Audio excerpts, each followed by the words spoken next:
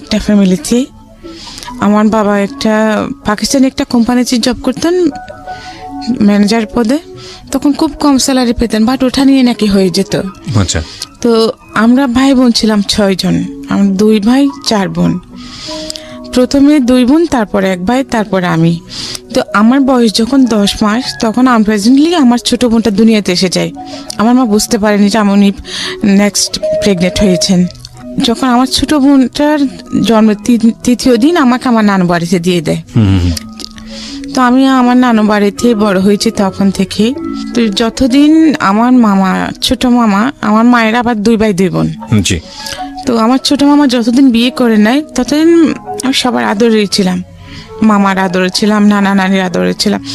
হ্যাঁ, আমার নানা নানির মৃত্যুর আগ পর্যন্ত আমি ওনাদের আদরে ছিলাম। তখন মামা যখন বিয়ে করছেন তখন আমার আদরটা ওখান থেকে কমে যায়। কিন্তু আমার মামা আমাকে স্কুলে ভর্তি করার নেই। আচ্ছা। আমার মামার একজন ফ্রেন্ড আসছিলেন, তো উনি দেখছে, তখন আমি আরবি পড়তেছিলাম আমার মামির কাছে। তো উনি দেখছেন আমি পড়ার মধ্যে খুব একটু ভালো, তখন উনি বললেন আমার মামাকে যে তুমি ওকে স্কুল কেন ভর্তি করাচ্ছ না? তো কিছু বলেন নাই। তখন উনি আমাকে বাজারে নিয়ে গিয়ে আমাকে 2টা বই কিনে দিলেন, একটা বাংলা বই আর একটা অঙ্ক বই ক্লাস 1-এর। আচ্ছা। তো ওগুলো আমি কিছুদিন বাসায় পড়েছি। বাসায় পড়ার পরে আমার আরেক মামাতো বোন, আরেক মামার মেয়ে, ওর স্কুলে পড়তো, ও তখন ক্লাস 4-এ পড়তো। ওর সাথে আমি স্কুলে যাওয়া শুরু করি, যদিও আমাকে স্কুলে ভর্তি করে দেয় নাই। আচ্ছা। তারপরে স্কুলে ভর্তি না করা অবস্থাতেই যখন ওখানে ফার্স্ট টার্ম পরীক্ষা যখন আসছে, তো আমি পরীক্ষা দিতে পারছি না। তো হেড স্যার যিনি ছিলেন উনি কিন্তু আমার নানার পরিচিত ছিলেন, তো আমাকে চিনতেন পরিচয় দেওয়ার পরে। তো বলছে তুই স্কুলে ভর্তি হচ্ছিস না কেন? তো আমি বলছি স্যার আমাকে ভর্তি করাচ্ছেন, আমি কি করে হব? তখন উনি বলছেন আচ্ছা ঠিক আছে পরীক্ষা দেবো, ভর্তি না হলে তো পরীক্ষা দিতে পারবি না, তো ঠিক আছে আমি তোর নাম রেজিস্টার করে নিচ্ছি, পরীক্ষা দেয়। তো আমি ফার্স্ট টার্ম পরীক্ষা দিয়ে আমি সেকেন্ড হই। তারপরে যখন আমি সেকেন্ড হই তখন হেড স্যার আমাকে আর ভর্তি করে নিলেন, আর কোনো টাকা পয়সা লাগলো না। তখন ভর্তি করতে 5 টাকা লাগতো। আচ্ছা। ও 5 টাকার কারণে আমি এতদিন ভর্তি হতে পারিনি। জি। তারপরে আমি বার্ষিক পরীক্ষায় সেকেন্ড হয়ে ক্লাস 2-তে উঠলাম। ক্লাস 2 থেকে আমি অলওয়েজ আমার রোল নাম্বার 1 ছিল। কিন্তু আমার কখনো যে এরপর আমি বই কিনতাম না, তখন স্কুলেও বই দিত না, সরকারিভাবে কিনতে হতো। তো আমি কি করতাম, আমার 1-এর বই হয়তো বা ক্লাস 2-র বই অন্য একজনকে দিলাম, যে কারো মনে যারা 2 জন পড়ালেখা করতেছে, একজন 2-তে বা একজন 3-তে। তো আমার 2-র বই ওকে দিয়ে, যে বোনটা 2-তে উঠেছে ওকে দিয়ে, ও 3-র বইগুলো আমি নিতাম। এইরকম চেঞ্জ করে করে পড়তাম। আর আমাদের প্রত্যেক বছরই স্কুলে যে ফাংশনটা হতো, খেলাধুলা হতো, তো ওখানে আমি অনেকগুলো ইভেন্টে প্রাইজ পেতাম, যে রবীন্দ্রসঙ্গীত, নজরুল সঙ্গীত, দেশাত্মবোধক, তারপরে high jump, long jump, 200 metre, 400 metre দৌড়, স্কিপিং, সুই সুতা, এগুলো তো আমি অলওয়েজ ফার্স্ট হতাম। ওইখানে আমি যে প্রাইজগুলো পেতাম, খাতা কলম ওগুলো দিয়ে আমার হয়ে যেত। ইভেন বছরের লাস্টে গিয়ে যখন আমি, ওই সময় বাবা কোথায়? আমার বাবা ছিলেন না, আমার 3 বছর বয়সে আমার বাবা মারা গেছেন। মারা গিয়েছিলেন? জি। আচ্ছা। তো আমার মা অনেক কষ্ট করে আমার বাকি ভাই বোনদের বড় করেছেন। জি। তারপরে ওই বছর লাস্টের দিকে এসে যখন আমি খাতা কলমের ক্রাইসিসে পড়ে যেতাম, তো মাঝে মধ্যে স্কুলে যাওয়ার সময় আমার নানা আমাকে 25 পয়সা 50 পয়সা এরকম দিতেন।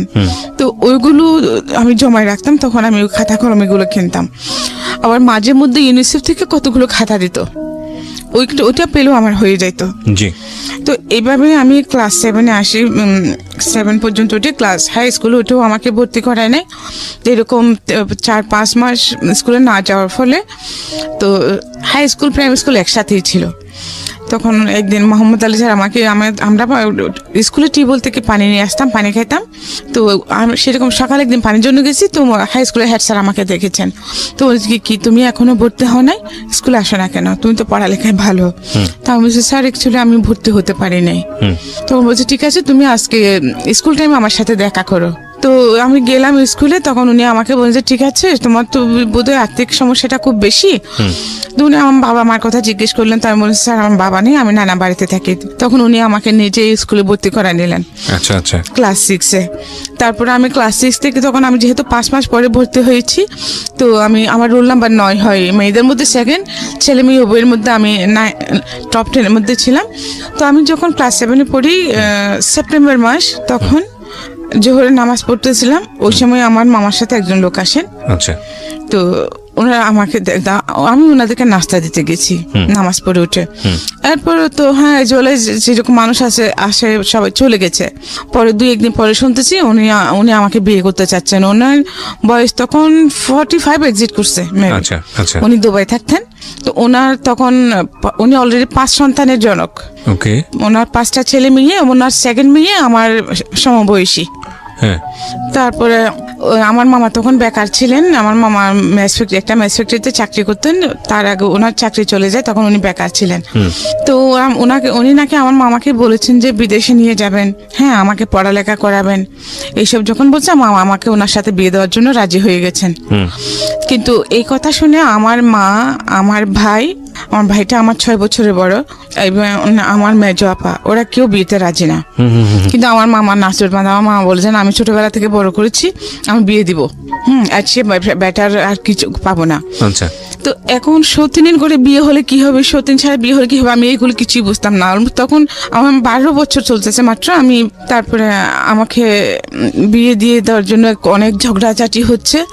তখন আমার ভাই এক পর্যায়ে মারামারি পর্যন্ত লেগে গেছে আমার মার সাথে, আমার মামার সাথে। আমার মা ভাইকে লম্বা কিরিচ নিয়ে দৌড়ায় ছুটছেন। আচ্ছা। তারপরে এখন আমাকে তো আর যেতে দিচ্ছে না। আমার ভাই বলছে তুই আমার কাছে চলে আয়, ওদের সাথে থাকার দরকার নাই, কিন্তু আমাকে যেতে দিচ্ছে না। তখন আমার ভাই আমাকে ডেকে এনে বলতেছে যে দেখ, তুই তো এগুলো বিয়ের সাথে কিছু বুঝিস না, তোকে যদি ওরা রাজি কিনা ওখানে কাজে আসবে, তোকে রাজি কিনা জিজ্ঞেস করলে তুই বলবি যে না তুই রাজি না। তুই যদি রাজি না হস তাহলে তোর বিয়েটা হবে না। তা আমি বলছি আচ্ছা ঠিক আছে। এরপরে যখন কাজে আসছে, তো ওখানে সবাই আমার মামা আরো ওখানে যত লোকগুলো ছিল ওরা তো সবাই বড় বড়, আমার ভাইয়া তো ছোট ছিল। তো আমাকে বলতেছে যে তুই রাজি তো? আমি কিছু বলতেছি না, আমি বলছি যে না। হ্যাঁ, তখন ওরা বলছে যে হ্যাঁ রাজি। মাথা নাড়াই জোর করে আমাকে মাথা নাড়ে, ও কিন্তু কাজই শুনে নাই আমার কথাটা, বলছে যে রাজি। বাস বিয়ে হয়ে গেছে। তারপর বিয়ে পরে ওখানে বিয়ে হয়ে গেল আপনার? হ্যাঁ, ওই লোকের সাথে আমার বিয়ে হয়ে গেছে। ওকে। আপনার ফ্যামিলি জানতো ওনার সম্পর্কে, জানতো যে ওনার আগে একটা বিয়ে আছে এরকম আছে? হ্যাঁ, সবকিছু জানতো। জেনে শুনে আপনাকে এভাবে বিয়ে দিল? জি, জেনে শুনে দিয়েছেন। ওকে। তো এটা কোনো নাকি ফ্যাক্টর না, পুরুষ মানুষের বয়সটা কোনো ফ্যাক্টর না। আচ্ছা, তারপর? তার এগুলো আমি বুঝতামই না। তারপর আমাকে বিয়ে দিয়ে দিয়েছে। বিয়ের পরে ওই লোকের সাথে যখন আমাকে এখন যেটা বাসর বলতেছে, বাসর দিল, তো আমি কিছু বুঝি না। আমাকে ওখানে রুমে ঢুকে দেওয়ার আগে আমার মামি বললো যে উনি যখন রুমে ঢুকবেন তুই ওকে সালাম করবি। তো উনি যখন রুমে ঢুকে যখন আমার হাত ধরে টানাটানি করছে, আমি দৌড় দিচ্ছি একদিকে, রুমের এক কোনায় চলে গেছি। তারপর দেখি উনি চুপচাপ বসে আছেন। তো হঠাৎ আমার মনে পড়ছে আমার মামি যে আমাকে বলছে ওনাকে সালাম করতে। তা আমি আবার গিয়ে ওনাকে সালাম করছি। ওকে। যদিও আমরা হাসছি, বাট বুঝতেই পারছেন যে কতটা আজকের আমাদের সামাজিক সচেতনতার জায়গা থেকে এই ধরনের ভয়ানক ব্যাপারগুলো চিন্তা করা যায়। জি, আমি যখন ওনাকে সালাম করেছি তখন উনি আমাকে ধরে ফেলছেন। তো ঠিক আছে, আমি বলছি সমস্যা নাই, তুমি ভয় পেও না, তুমি এমনি শো, তুমি এদিকে ওখানে বসে থাকার বা দাঁড়িয়ে রাখার দরকার নেই, তুমি ঘুমাও, তুমি তোমার মতো ঘুমাও। তো আমি ঠিক আছে, আমি এক পাশে শুয়ে গেছি। উনি বিদেশ চলে যাবেন আবার, 4 মাস ছিলেন, 4 মাসের মধ্যে এইসব এত কিছু করে ফেলেছেন। তো যখন চলে যাচ্ছেন তখন আমাকে ওনার সাথে করে ওনাদের বাড়িতে নিয়ে গেলেন। ওনাদের বাড়িতে নেন নাই, ওনার এক চাচার বাড়িতে নিয়েছিলেন। তো চাচা বাড়িতে নেওয়ার পরে ওখান থেকে তারপর দিন আবার ওনার মা এসে ওনাদের বাড়িতে নিয়ে গেছেন আমাকে। তারপরে উনি ওখানে আমাকে রেখেই দেন, উনি বাইরে চলে যান। তারপরে উনি চলে যাওয়ার পরে আমাকে আর আসতে দিয়েছিল মনে হয়। তারপরে যাই হোক, আমাকে ওখানে আমি বেশ কিছুদিন ছিলাম। থাকার পরে আবার আমার নানার বাড়িতে চলে আসি। তো আসার পরে আমি উঠান ঝাড়ু দিচ্ছিলাম প্রায় 3 মাস পরে। তো উঠান ঝাড়ু দেওয়ার পর আসরের নামাজের পরে তো ঝাড়ু দেওয়ার সময় হঠাৎ আমি অজ্ঞান হয়ে পড়ে যাই। আচ্ছা।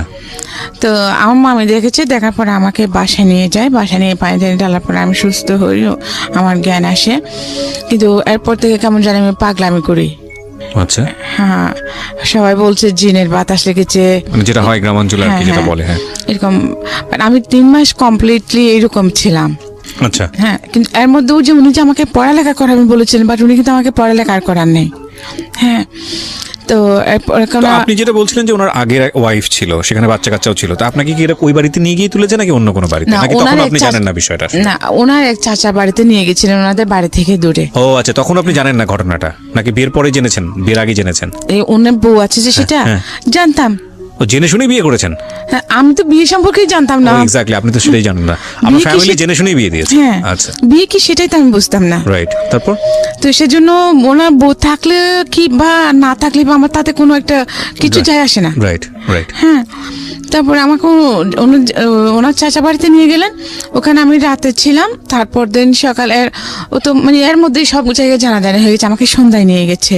তারপরে মানে মাগরিবের পরেই সবার কাছে জানাজানি হয়ে গেছে যে উনার আমাকে ওখানে নিয়ে গেছে। ও যে সেকেন্ড ম্যারেজ করেছে ওই মেয়েটাকে এখানে এনেছে, মানে গ্রাম তো পাড়া প্রতিবেশী সবাই একদম আমাকে দেখতে আসতেছে।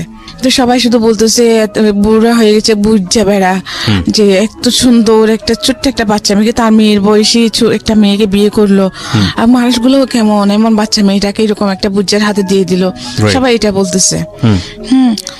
তারপরে এলেন ওনাদের বাড়ি পিঠার মধ্যে, পরে আবার বাসায় চলে আসছে। তখন তো আপনি আপনার হাজবেন্ডের চাচার বাড়িতে, জি। তো ওইখান থেকে আপনি কি খবর নিচ্ছেন ওনার সম্পর্কে? আমি খবর নিচ্ছি না তো, তাহলে? খুব বেশি দূরে না। ও, ডিসটেন্সটা খুব বেশি দূরে না। না। আচ্ছা আচ্ছা। তো ওখানে যে ওই বাড়ির এই বাড়ির সবাই আমাকে দেখতে আসছে না, তো এরা কথাবার্তা বলতেছে, ওরা সেটা বলতেছে, আমি শুনতেছি। আচ্ছা আচ্ছা আচ্ছা, ওকে। আমি শুনতেছি জাস্ট এটুকুই। তারপর দিন কি করছে, সকাল 9টার দিকে আমার শাশুড়ি আসছে, আসি বলে যে ছেলে যখন বিয়ে করছে ভালো হলো, আমার ছেলে খারাপ হলো, আমার ছেলে তো আমার ছেলে বিয়ে করছে কি আমি ফেলে দিতে পারবো, বউ এখানে কেন থাকবে, আমার ছেলে বউ আমার বাড়িতে যাবে। তো এইটা বলে আমাকে নিয়ে গেছে। তো ওনার ছেলে যাওয়া পর্যন্ত ওখানে ছিলাম, ওনার ছেলে যাওয়ার পরে ওখান থেকে আমি চলে গেছি আমাদের বাড়িতে। তো তারপরে বাড়িতে যাওয়ার পরে কিছুদিন পরে এই ঘটনা হলো যে আমি হঠাৎ অজ্ঞান হয়ে গেলাম। উনি যখন চলে গেছেন, যেদিন চলে গেছেন ওই রাতে, এরপর 2 রাত আমি ওখানে যতদিন ছিলাম আমার সত্যির সাথে একই বিছানায় ঘুমাইতাম। আচ্ছা আচ্ছা। তো হ্যাঁ, একদিন রাতে আমার ঘুমিয়ে যাওয়াতে দেখি কি উনি আমার চুল ধরে টানতেছেন। তো আমি শুনেছি, এখন এগুলো বিশ্বাস করি না, তখন মানে শুনেছি আর কি বলছে, মানে আমাকে উনি তাবিজ করেছেন। আচ্ছা, তো এটা উনি নিজের মুখে স্বীকার করেছিলেন, মানে চুল নিয়ে, আপনার চুল নিয়ে। আচ্ছা, আমাকে তাবিজ করেছেন এটা শুনেছিলাম। তারপরে আমি তো 10 মাস টোটালি ডিসপ্লেস ছিলাম। তারপরে আমার শাশুড়ি এই ঘটনার পরে 3 মাস আপনার অবস্থা খারাপ ছিল? হ্যাঁ, ওখান থেকে যাওয়ার পরে, আচ্ছা হ্যাঁ, আচ্ছা, আমাদের বাড়িতে যাওয়ার পরে। আচ্ছা আচ্ছা। তারপরে আবার কেমন কেমন করে জানি ওই ওজা টোজা এনে আমাকে ভালো করেছে, সুস্থ করেছে। ঠিক আছে, এরপরে ওইগুলো সে শুনছে, আমি চিঠি লিখে জানিয়েছি। হ্যাঁ, তো তারপরে আমি চলে আসছি, আমার তো এখানে ছিলাম। হঠাৎ এক রাতে দেখি কি উনি আসে আমাকে ডাকতেছেন 4 মাস পরে। মানে আপনার হাজবেন্ড? হ্যাঁ, উনি বিদেশ যাওয়ার 4 মাস পরে আবার ব্যাক করেছেন। কোন দেশে থাকতো জানি? কোন দেশে? সৌদিতে থাকতেন। সৌদি আরবে। আল-আকসা। আচ্ছা, আল-আকসাতে। হ্যাঁ। তারপরে যখন ডাকছে উঠে দরজা খুলে দিচ্ছি। তারপরে বাড়ির সবাই উঠেছে, তো বলছে যে আমি মানে কালকে আসছি, কালকে চলে এসেছি। তো এরপরে উনি আপ ডাউন করতেন, 2 মাস ছিলেন। 2 মাস পরে যাওয়ার সময় আবার আমাকে ওনাদের বাড়িতে নিয়ে গেলেন। এর মধ্যে কিন্তু আমি ম্যাচিউর হয়ে যাই। তো উনি আমাকে ওনাদের বাড়িতে নিয়ে গেলেন। বাড়িতে নেওয়ার পরে আমি কিছুদিন ছিলাম, কিছুদিন থাকার পর আমাকে তো উনি ওখানে রেখে চলে যান। পরে বুঝতে পারি যে মানে যে আমার প্রেগনেন্ট।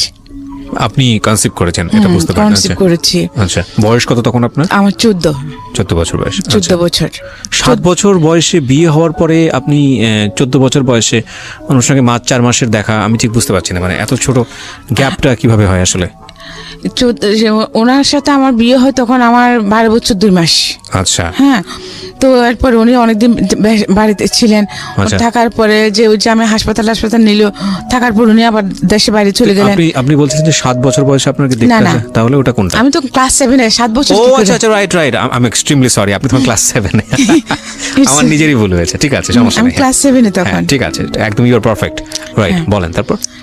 আমি কিন্তু জানতাম না যে প্রেগনেন্ট হয়েছে এটা, কিন্তু আমার খুব বমি হচ্ছিল, মাথা ঘোরাচ্ছিল। তখন এই আমার চাচি শাশুড়ি বলতেছে আর কি, আমার চাচি শাশুড়ি, আমার বড় যা, ওরা বলতেছে যে ছেলে আসতেছে এগুলো বললো। তার মধ্যে আমার না খুব বেশি জ্বর হয় তখন, যে বমি, মাথা ঘোরানোর সাথে জ্বর হলো। 105 হয়ে যায় জ্বর। তো ওনাদের ওখানে এলাকায় একটা ইমরান ডাক্তার নামে একজন ডাক্তার ছিলেন, ওনাকে এনেছেন। উনি যে পেশেন্টকে দেখেন ওখানে ওনাকে গ্লুকোজ স্যালাইন দিবেন, ওই যে কি ওখানে কি একটা ইঞ্জেকশন দেন, ওটা দিলে মাথা ঘুরায়, ইঞ্জেকশন স্যালাইনটা দিলে ভালো সুস্থ রোগীও অসুস্থ হয়ে যায়, মাথা ঘুরায়। এই কি যেন একটা ইঞ্জেকশন দেন ওখানে। তারপর আর উনি সবাইকে ইয়ে দিতেন, কার্মিলা নামের একটা সিরাপ দিতেন। আচ্ছা, সবাইকে মোটামুটি? হ্যাঁ, সব পেশেন্টকেই। ওকে। তো আমাকেও দেখে আমাকে স্যালাইন দিলেন, ইঞ্জেকশন দিলেন, সিরাপের গুলো দিচ্ছেন। তো উনি স্যালাইন যখন আমাকে পুশ করে চলে যাচ্ছেন, সবাইকে বলে গেছেন যে মানে স্যালাইনটা শেষ হলে তোমরা, এটা শেষ হতে হতে রাত 11টা বাজবে প্রায়, তোমরা কাল খুলে নিও, তা না হলে রক্ত উঠে যাবে। তো সবাই ওনাকে শিওর করলেন যে হ্যাঁ খুলে নিবে। আমার অনেক দেবর ছিল, হ্যাঁ অনেক দেবর বলতে কি আমার শ্বশুরের 2 বিয়ে করেছে, আবার আমার চাচা শ্বশুরও 2 বিয়ে করেছে। 2 বিয়ে করছে, যে এরকম আমার শ্বশুর যখন মারা যান তখন আমার শাশুড়িকে আবার ওনার দেবরে বিয়ে করে। আচ্ছা। তো 2 বউ মিলে অনেকগুলা ছেলে মেয়ে। ওকে। তারপরে যে দেখি কি সবাই খাওয়া দাওয়া করে ঘুমিয়ে গেছে, কিন্তু স্যালাইন খোলার জন্য কেউ নাই। এটা রাতে যখন শেষ হয়ে গেছে, স্যালাইন শেষ হওয়ার পরে যে অনেকগুলো রক্ত উঠে গেছে, মানে স্যালাইনের রক্ত উঠে গেছে? হ্যাঁ, স্যালাইনের রক্ত উঠে গেছে শেষ হয়ে, কিন্তু কেউ আসছে না। আমি সবাইকে ডাকতেছি, কেউ নেই, সবাই ঘুমিয়ে গেছে। তো আমি কি তখন আমার শরীরে কাঁপুনি ছুটে গেছে ভয়ে। তো আমি কি করছি, আস্তে করে টেপটা খুলে কোনো রকমের সুইটা টান দিয়ে খুলে ফেলেছি। সুইটা টান দিয়ে খোলার ফলে এই যে ফিনকি দিয়ে রক্ত বেরোচ্ছে। হ্যাঁ, তো আমি ওইটা জানতাম না যে ওই যে যেখানে পুশ করছে ওই জায়গাটা টিপে ধরতে হবে। আচ্ছা। তারপরেও আমি কি জানি কেন জানি যখন ব্লাড বেরোচ্ছে তখন আমি চেপে ধরেছি, তারপর কিছুক্ষণ পরে ব্লাড বন্ধ হয়ে যায়। আচ্ছা। তো দেন আমার যে আমি ওয়াশরুমে যাব, কিন্তু আমার মাথা ঘুরাচ্ছে খুব, আমি উঠতে পারছি না, আর লাইট টাইট সব অফ। কিন্তু তো ওয়াশরুমে যাবো, যে আমার শাশুড়ি বারান্দায় শোন, হ্যাঁ আমার শাশুড়ি যেখানে শোন, আমার শাশুড়ি পায়ের নিচে বদনা থাকে দরজার ফাঁকের মধ্যে। আচ্ছা। তো ওখান থেকে বদনা নিয়ে বাইরে ওয়াশরুমে যেতে হয়। আচ্ছা। তারপরও আমি হাতটায় গেছি, তো ওখানে তো অন্ধকার, আমার শাশুড়ি পায়ের সাথে লেগে আমি পড়ে গেছি এই বদনা নিতে গিয়ে। তো আমার শাশুড়ি কে করে চিল্লে উঠছে, উঠে লাট দিছে। তো আমাকে দেখছে, বলো তুমি এখানে কি করতেছো? তো আমি বলছি মা আমি ওয়াশরুমে যাব সেজন্য, কিন্তু আমার ওই যে মাথা ঘোরাচ্ছে, আমি পড়ে গেছি, বদনা কুস্তি গিয়ে আপনার পায়ের সাথে লেগে পড়ে গেছি। তখন উনি আমাকে তো ওয়াশরুমে নিয়ে গেলেন। তা আমি ওয়াশরুম সেরে আসলাম, আসার পর উনি বললেন স্যালাইন কিভাবে কে খুলছে? আমার যে কেউ খুলে নাই, তো রক্ত উঠে গেছে, সেজন্য আমি নিজে টান দিয়ে খুলে ফেলেছি। তো উনি গিয়ে দেখলেন ওখানে অনেকগুলো রক্ত উঠে গেছে। তারপরে উনি শুয়ে গেছেন, কিন্তু আমার জ্বর কমে নাই। আচ্ছা। জ্বর না কমার পরে এখন যে আমি কিন্তু কোনো কাজকর্ম করতে পারছি না তখন। তা আমার সাথে উনি কি করছে, আমি কাজ করতে পারছি না, উনি কিন্তু এটা চালাকি করু আমাকে উনি রান্না বান্না করে খাওয়াতে হবে, সেই জন্য যে উনি আমার ননদের বাড়িতে চলে গেছে সেটা কিন্তু আমি জানি না। হ্যাঁ, আমি জানতাম ওনার বেড়াতে গেছেন, কিন্তু ওনার 4 ছেলে মেয়ের মধ্যে, ওনার 5 ছেলে মেয়ের মধ্যে একটা মারা গেছে, আরো 4টা ছেলে মেয়ে রেখে উনি একা চলে গেছেন। এখন ওদেরকে আমি নিজেই তো অসুস্থ, ওদেরকে আমি কিভাবে রান্না করে খাওয়াবো? হ্যাঁ, আমি ওদেরকে রান্না করে খাওয়াতে পারছি না। পরে কি করছে, ওনার বড় ছেলেকে দিয়ে ছোট মেয়েটাকে নিয়ে গেছে, ছোট ছেলেটাকে নিয়ে গেছে, বড় ছেলে মেয়ে থেকে গেছে। তো আমার শাশুড়ি ওদেরকে রান্না বান্না করে খাওয়াচ্ছে, যদিও আমার শাশুড়ি ওনাদের সাথে খান না, ওনার যে দেবরকে বিয়ে করেছেন ওখানে খান। তারপরে 10 দিন এরকম ছিলাম। 10 দিন থাকার পরে আমি একটু সুস্থ হই। এই 10 দিন কিন্তু আমি না খাওয়াই ছিলাম। হ্যাঁ, উনি আসছেন এর মধ্যে, তো আমি রান্না বান্না করতে পারি না, সেজন্য উনি আমাকে খাবার দিতেন না। তো আমার শাশুড়ি কি করতেন, চুরি করে ওনাদের 2-3টা গরু ছিল, দুধের গরু, গাই ছিলেন, তো দুধ দহন করতেন। ওই বিকাল 4টা থেকে যখন সবাই ঘুম থাকতো, আসরের সময় আমার শাশুড়ি নামাজ পড়তে যেতেন, তখন উনি চুরি করে আমাকে 1 গ্লাস দুধ দিতেন, বা বিস্কিট থাকলে 2টা বিস্কিট দিতেন। এই আমার খাওয়া। আচ্ছা, এই মানে বাচ্চা পেটে নিয়ে এইরকম অবস্থা? 10 দিন এরকম ছিলাম। আচ্ছা। তো 10 দিন পরে 10 দিনের দিন আমি একটু সুস্থ হই। সুস্থ হওয়ার পরে ওদিন শুক্রবার ছিল, তো আমাকে বলতেছে যে এভাবে তোমার এখন 4 মাস চলতেছে, তখন আমার প্রেগন্যান্সির 4 মাস চলতেছে, তো তুমি সামনে তোমার বডি বড় হয়ে যাবে, তখন তুমি আর যেতে পারবে না। তুমি এখন আমার সতীন আর আমার শাশুড়ি আমাকে বলতেছে তুমি এখন তোমার বাবার বাড়ি থেকে ঘুরে আসো, আজকে শুক্রবার, আগামী শুক্রবারে তোমাকে মালিক গিয়ে নিয়ে আসবে, মালিক আমার দেবর। তা আমি বলছি আচ্ছা ঠিক আছে। তো আমি ওই দিন আমাকে ভাত দিবে যে একটা শুকনো একটা লাকড়ি ছিল, বড় ঘাস ছিল। আমাকে বলে যে এটা একটু ফাড়ি দাও কষ্ট করে, এই তারপরে তুমি গোসল টোসল করে খাওয়া দাওয়া করে নাও, জমার পরে তুমি চলে যাইও। তো আমি ঠিক আছে, আমি অনেক কষ্ট করে লাকড়িটা অর্ধেক ফেটেছি, লাকড়ি করেছি গাছেটা। তারপরে জোর আজান দিছে, আমি গোসল টোসল করে ভাত খাইলাম। খাওয়ার পর আমাকে পাঠিয়ে দিয়েছে, 50টা টাকা দিয়েছে। তো বিয়ের সময় আমাকে যে কাপড় চোপড় দিয়েছিল ওগুলো কিছুদিন ওগুলো রেখে দিছে। আচ্ছা, সোনা গয়না সব রেখে দিছে। এই আমাকে 2টা শাড়ি, 2টা ব্লাউজ, 2টা পেটিকোট আর একটা পুরনো ব্যাগ দিয়েছে। ব্যাগ দিয়ে আমাকে 50 টাকা দিয়ে মালিকের সাথে পাঠিয়ে দিল। তো আমাকে বলছে আজকে শুক্রবারে যাচ্ছ, আগামী শুক্রবারে মালিক যাবে, তুমি চলে আসিও। তো ঠিক আছে, আমিও চলে গেছি। কিন্তু এয়ারপোর্ট আমাকে আনতে যায় না। 1 শুক্রবার, 2 শুক্রবার, প্রায় মানে তখন আমার প্রায় 8 মাস চলতেছে। তো কি করবো এখন আমি? আমার মামাকে বলতেছি, ওরাও তো গরিব, এখন আমি ওখানে, ওরাও আমাকে সহ্য করতে পারছে না। আচ্ছা, হ্যাঁ, যে আমাকে বিয়ে দিয়েছে বড় লোকের কাছে, ওদেরকে শুদ্ধ ক্যারি করবে এটা ভেবে এখন সে আমারই করসপরেন্স দিচ্ছে না। উনি আমাকে চিঠি পাঠাইছেন কি, ও আমি যাওয়ার পরে তুমি আমার মাকে লাথি মেরে চলে এসেছো, হ্যাঁ, তো তোমাকে আমি নিব না। যে মেয়ে আমার মাকে অপমান করে লাথি মেরে চলে আসে, তার আমার বাড়িতে তার কোনো ঠাঁই নেই। সে যদি আমার মা, এটা আপনার জামাই আপনাকে বলছে? চিঠি লিখেছে, তখন তো মোবাইল ছিল না। তো উনি 1 মাস পরে চিঠি আসা, 1 মাস লাগে একটা চিঠি আপ ডাউন করতে। তো আমি ওনার চিঠি পাই যে তুমি আমার মাকে লাথি মেরে চলে এসেছো, আমার মার সাথে বেয়াদবি করেছো, তো এখন তুমি আমার মার পায়ে ধরে ক্ষমা চাইবে, আমার মা যদি তোমাকে ক্ষমা করে দেন তুমি আমাদের বাড়িতে থাকতে পারবে। হ্যাঁ, তো এখন আমি কিছুই বুঝতে পারছি না ব্যাপারটা। আমি ওনাকে কখন লাথি মারলাম আমি তো এসব কিছুই জানি না। তখন আমি ওনাকে বললাম যে চিঠি লিখলাম যে আমি তো এসব কিছু জানি, এরকম কিছু হয়নি, আমি অসুস্থ ছিলাম, মাথা ঘুরে পড়ে গেছিলাম ওনার পায়ের সাথে হুচটকে, আমি তো ওনাকে লাথি মারি নাই। তো চিঠি না, আমি ওনাকে ক্যাসেট পাঠালাম, একটা ট্যাপ রেকর্ডারের ক্যাসেট, কথা রেকর্ড করে সম্পূর্ণ ঘটনা আমি ওনাকে বলে পাঠালাম। প্রথম ছেলে হলো, তারপরে ও তো কোনো খোঁজখবর নেয় না, আল্লাহর রহমতে হয়ে গেছে, ছেলে বড় হচ্ছে আস্তে আস্তে। তো ও কিন্তু আর আসে নাই, মানে আপনার জামাই আর খোঁজ নিচ্ছে না? খোঁজ নেয় নাই, টাকা পয়সাও দেয় নাই, এই আসেও নাই, আমার টোটালি কোনো খোঁজ রাখতেছে না। কিন্তু এর মধ্যে আমার মামাও কিন্তু আমাকে ইয়ে করতেছে, হ্যাঁ, ওরা কেউ আমাকে সহ্য করতে পারছে না। তারপরে এখন আমার ছেলেটা যখন 1 বছর হয়ে গেছে, তো ওইখানে ফ্যামিলি প্ল্যানিং এর লোক নিচ্ছিল, ক্লাস 8 পাস নিচ্ছে তখন। হ্যাঁ, তো আমার ক্লাসমেটের ভাই কিন্তু ফ্যামিলি প্ল্যানিং এর হেড ছিলেন ওখানকার, আমাদের থানার। হ্যাঁ, তো আমি ওনাকে গিয়ে ধরলাম, আমার মামাকে জিজ্ঞেস করছি আগে যে মামা তো ওখানে তো এরকম যে লোক নিচ্ছে, তো আমি তো করতে পারবো, নিম্ন মাধ্যমিক চেয়েছে, তো জাহিদ ভাই যেহেতু ওখানে আছে আমি ওনার সাথে কথা বলি ওটা আমাকে নেবে কিনা, তো শুধু শুধু বসে থাকে কি করব। তো আমার মামা বললেন যে আচ্ছা ঠিক আছে যা। তো আমি জাহিদ ভাইকে বললাম যে ভাইয়া আপনি তো আমার সব কিছু জানেন, তো আমি তো পড়ালেখা করতে পারি নাই, তো আপনি আমার জন্য একটু প্লিজ ট্রাই করেন না আমাকে একটু কেন চাকরিতে দেওয়ার জন্য। তো উনি বললেন যে আচ্ছা ঠিক আছে আমি চেষ্টা করব, তো তুমি চকরি আসো, ওখানে হেড অফিসে যেতে হবে, তো আসো।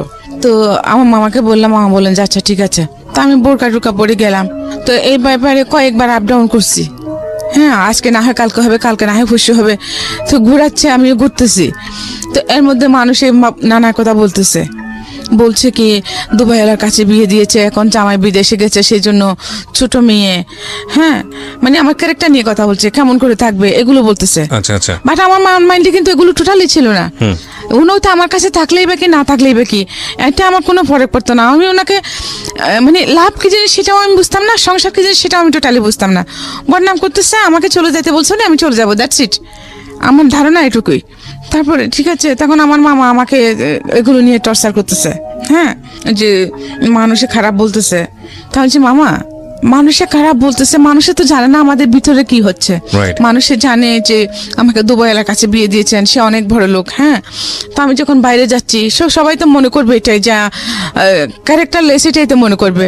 আর যেহেতু গ্রাম, মানুষের কাজে হচ্ছে বলা, ওরা যে এত দিনের পর দিন না খেয়ে থাকছে, ওরা কেউ আমাদের কাছে একবেলা খাওয়া খেয়েছি কিনা জিজ্ঞেস করছে? করে নাই। তাহলে ওদের কথায় আমাদের কি এসে যায়? বললো আমাকে সমাজ নিয়ে থাকতে হবে, এই সমাজ নিয়ে আমাকে মরতে হবে। তাহলে আপনি সমাজ নিয়ে থাকবেন, সমাজ নিয়ে মরবেন। আপনি যদি মরে যান, যখন আপনার লাশে গন্ধ ছুটবে তখন ওরা এমনিতেই দাফন করবে, কারণ গন্ধ কেউ সহ্য করতে পারে না।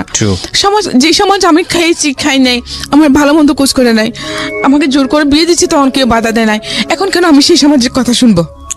আমি সমাজের কথা শুনবো না। তখন আমার মামা আমাকে বার করে, খুব মেরেছেন, মেরে আমাকে বার করে দিলেন, এই বাচ্চা সহ বার করে দিয়েছেন। এখন আমি আমার মার কাছেও যেতে পারছি না। বাচ্চার বয়স কত তখন? বাচ্চার বয়স তখন 1 বছর 10 মাস। তারপর এখন আমি আমার মার কাছেও যেতে পারছি না, কারণ উনি আমাকে ওদের বিরুদ্ধে গিয়ে আমাকে বিয়ে দিয়েছেন। ওখানে গেলে আমার ভাই আমাকে যেতে দিচ্ছে না। হ্যাঁ, তো আমি কোথায় যাবো? মামা কারণ ওদের টাকা পয়সা দিচ্ছেন না, আমার দোষ, এটাও আমার দোষ। আমি চাকরি করতে চাচ্ছি ওনাদেরকে একটু হেল্প করার জন্য। হ্যাঁ, নিজেও একটু ভালো থাকবো, না খেয়ে থাকতেছি দিনের পর দিন। এমন হয়েছে যে আমি লাকড়ি কাটতে গেছি, সারাদিন গাছ কেটে যে কয়মন হয়েছে এগুলো টাকাগুলো দিয়ে সন্ধ্যায় এসে 8টায় না আমরা রুটি বানিয়ে খেয়েছি। তখন আমার মামার প্রেস্টিজে লাগে না সেটা, এখন আমি চাকরি করতে যাচ্ছি সেটা প্রেস্টিজে লাগতেছে। আমাকে বার করে দিয়েছে। তো আমি কি করবো? আমার ভাইয়ের ওখানে যেতে পারছি না। আমি আমার বান্ধবীদের ঘরে ঘরে প্রায় 2 মাস এরকম ছিলাম, আজকে এর ঘরে তো কালকে এর ঘরে, এই বাচ্চা নিয়ে। তো শেষে ভেবে দেখলাম যে না, এইভাবে তো জীবন যাবে না। হ্যাঁ, আমি কি করব? বাচ্চা নিয়ে কোথায় যাবে? বাচ্চা নিয়ে আমি কোনো কাজও করতে পারবো না। তখন আমার হাতে একটা সিকো 5 ঘড়ি ছিল, বিয়ের সময় দিয়েছিল। এই ঘড়িটা বিক্রি করে একটা রেড কাউ দুধের টিন নিয়েছি, ছোট তখন 65 টাকা ছিল রেড কাউ দুধের টিনটা নিয়ে একটা হিন্দুর ঘরে আমার মাকে ডেকে এনে আমার ছেলেটাকে দিয়ে দিলাম, দিয়ে বলছে মা তুমি ওকে দেখো, আমি শহরে চলে যাই। হ্যাঁ, এখানে আর কি বা করবো? দিকে ওখানে গার্মেন্টসে বলো মানুষের চাকরি করে, গার্মেন্টসে চাকরি করবো। আমাদের এলাকার একটা ছেলে বলেছিল এটা। তো মা বলেছে ঠিক আছে। আমি আমাকে দিয়ে কান্না করে করে শহরে চলে আসুন এর সাথে, ওই ছেলেটার সঙ্গে। হ্যাঁ, পাড়া তো চাচাতো ভাই লাগে। আচ্ছা। তো উনি এনে আমাকে লালদিঘির পাড়ে হোটেল আলফাতাতে তুললেন। আচ্ছা। তো বলছে যে এখন তো সাদেখানে আমার কোনো আত্মীয় স্বজনও নাই, তো তোকে নিয়ে আমি কোথায় থাকবো? ওই কক্সবাজার থেকে চিটাগাং এ আসলেন। হ্যাঁ, তো যে কদিন বাচ্চাটা আপনার মায়ের কাছে। হ্যাঁ, যে কদিন চাকরি না হয়, চাকরি তো আসার সাথে সাথে হয় না, খুঁজতে হবে। তো চাকরি যে কদিন না হয় আমরা এখানে থাকি। তো ঠিক আছে থাকলাম। তো রাতে দেখি উনি আমাকে ফোর্স করছেন ওনার সাথে ফিজিক্যাল হওয়ার জন্য। হ্যাঁ, তা আমি বলছি যে না, আমি এরকম করবো না, আপনি যদি আমাকে জোর করেন আমি চিৎকার দেবো। হ্যাঁ, তো উনি কিছু করতে করেন নাই। সকালে উঠে উনি নাস্তার জন্য যাচ্ছেন বলে আমাকে হোটেলে ফেলে উনি চলে গেছেন। চলে গেছে হোটেল 2 তলায়। তো এখন আমি কি করবো? আমার হাতে তো কোনো টাকা পয়সা নেই, আমি হোটেলে বেরিয়ে বা থেকে দেবো, কি করব? সকাল 8টার সময় উনি বেরিয়ে গেছেন, 10টা বাজলো, 12টা।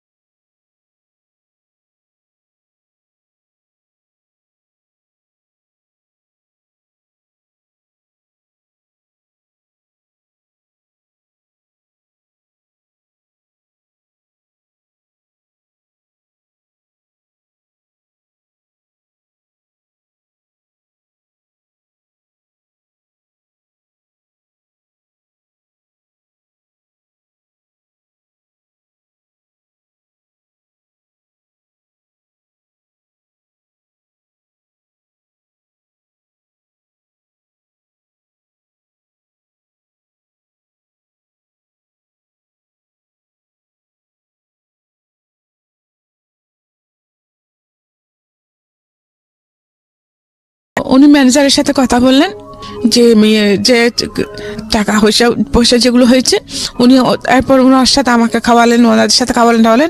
উনি 3 দিন ছিলেন। 3 দিন পরে আমি ওনাদের সাথে ওনাদের বাড়িতে চলে গেলাম। বাড়িটা কোথায় ছিল? ওনাদের বাড়ি ছিল পদুয়া, লোহাগাড়া থানা। আচ্ছা আচ্ছা। তারপরে উনি কিন্তু এটা ওনার সেকেন্ড ওয়াইফ ছিল। ওনার আরেকটা ওয়াইফ আছে, ওটা কক্সবাজার থাকে। ওনার ওইখানে ছেলে 2টা ও আর মেয়ে আছে। ওনার ছেলে দুটোটাই দাঁতের ডাক্তার। হ্যাঁ, তো ওনার ছোট ওয়াইফের কাছে আমাকে নিয়ে গেছেন। ছোট ওয়াইফ, উনি মহিলাটা অসম্ভব রকম ভালো ছিলেন। আমাকে একদম ঠিকই ওনার নিজের মেয়ের মতো করছেন। পুরো সংসার দায়িত্ব আমাকে দিয়ে দিয়েছেন। আমি যেটা বলি সেটা আমার সবকিছু আমার হাতে সঁপে দিয়েছেন। রান্না বান্না, ওনার ঘরের সব কিছু আমি সামলাচ্ছি সব। আমি ওরকম বড় মেয়ের মতো। জি। কিন্তু ওনার সন্তানের একটা মেয়ে ছিল সেখানে, ওনার সাথে রেহানা নাম। ও ক্লাস 9-এ পড়তো তখন। ওর এটা সহ্য হয় নাই। ওর এই অপরচুনিটিটা ওটা ওর সৎ মা হিসেবে থেকেছে ওনার সাথে সারা জীবন। সৎ মাকে সৎ ভেবেছে, আপন ভাবে কাছে আসে নাই। হ্যাঁ, তো আমি ওই জিনিসটা করে নিতে পেরেছি। তো এখন ওনার এটা সহ্য হচ্ছে না।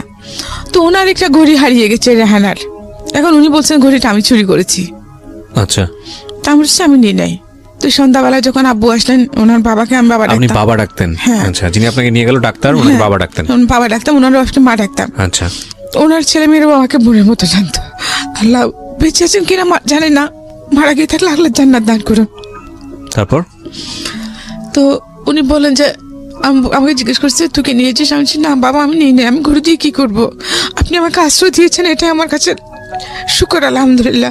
আমাকে যে অপরচুনিটি আপনি দিয়েছেন এটা আমার কল্পনাতে, আমি ঘুরে দিয়ে কি করবো?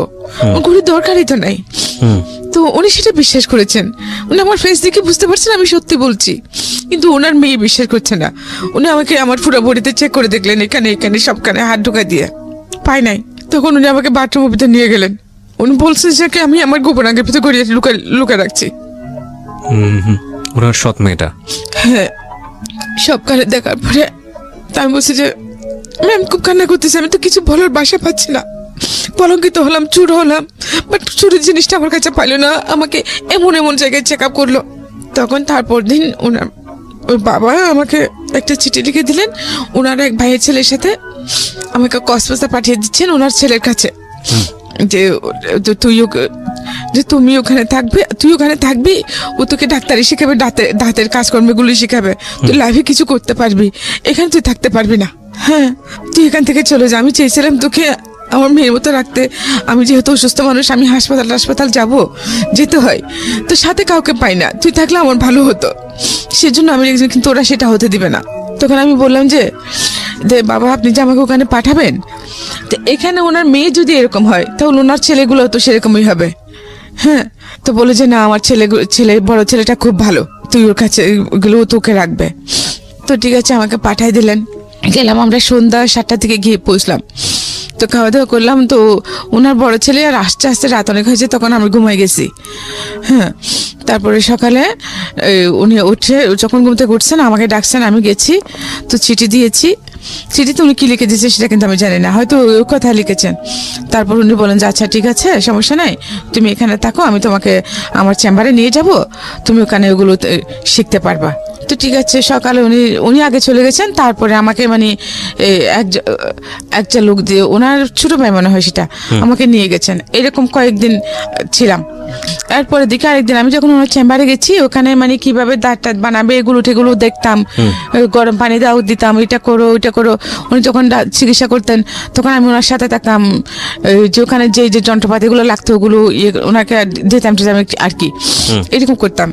তারপরে দেখি হঠাৎ একদিন 11টার সময় ভাবি ওখানে উপস্থিত চেম্বারে। তো উনি বলছেন ওনার একটা মেয়ে ছিল তখন। উনি বলছেন যে কি আমিও আজকে থেকে এখানে চেম্বারে থাকবো। তো স্যার, আমি ওনাকে স্যার ডাকতাম আবার। তো স্যার বলেন যে কেন? বলে না, ও যখন এখানে থাকবে তোমার সাথে কাজ করবে, আমিও এখানে থাকবো, আমি বাসায় যাব না। তো উনি বুঝতে পারছেন কি উনি সেটা কেন বলেছেন। তো আমিও কিছুটা বুঝি না, তা আমিও বুঝলাম। তো ঘুরে ফিরে ওই একটাই ঘটনা যে আমার সাদা চামড়াটাই সব জায়গায় আমার জন্য কালো হয়ে দাঁড়ায়। তো ওগুলো নিয়ে ওনাদের মধ্যে বোধহয় ঝগড়াঝাটি হয়েছে।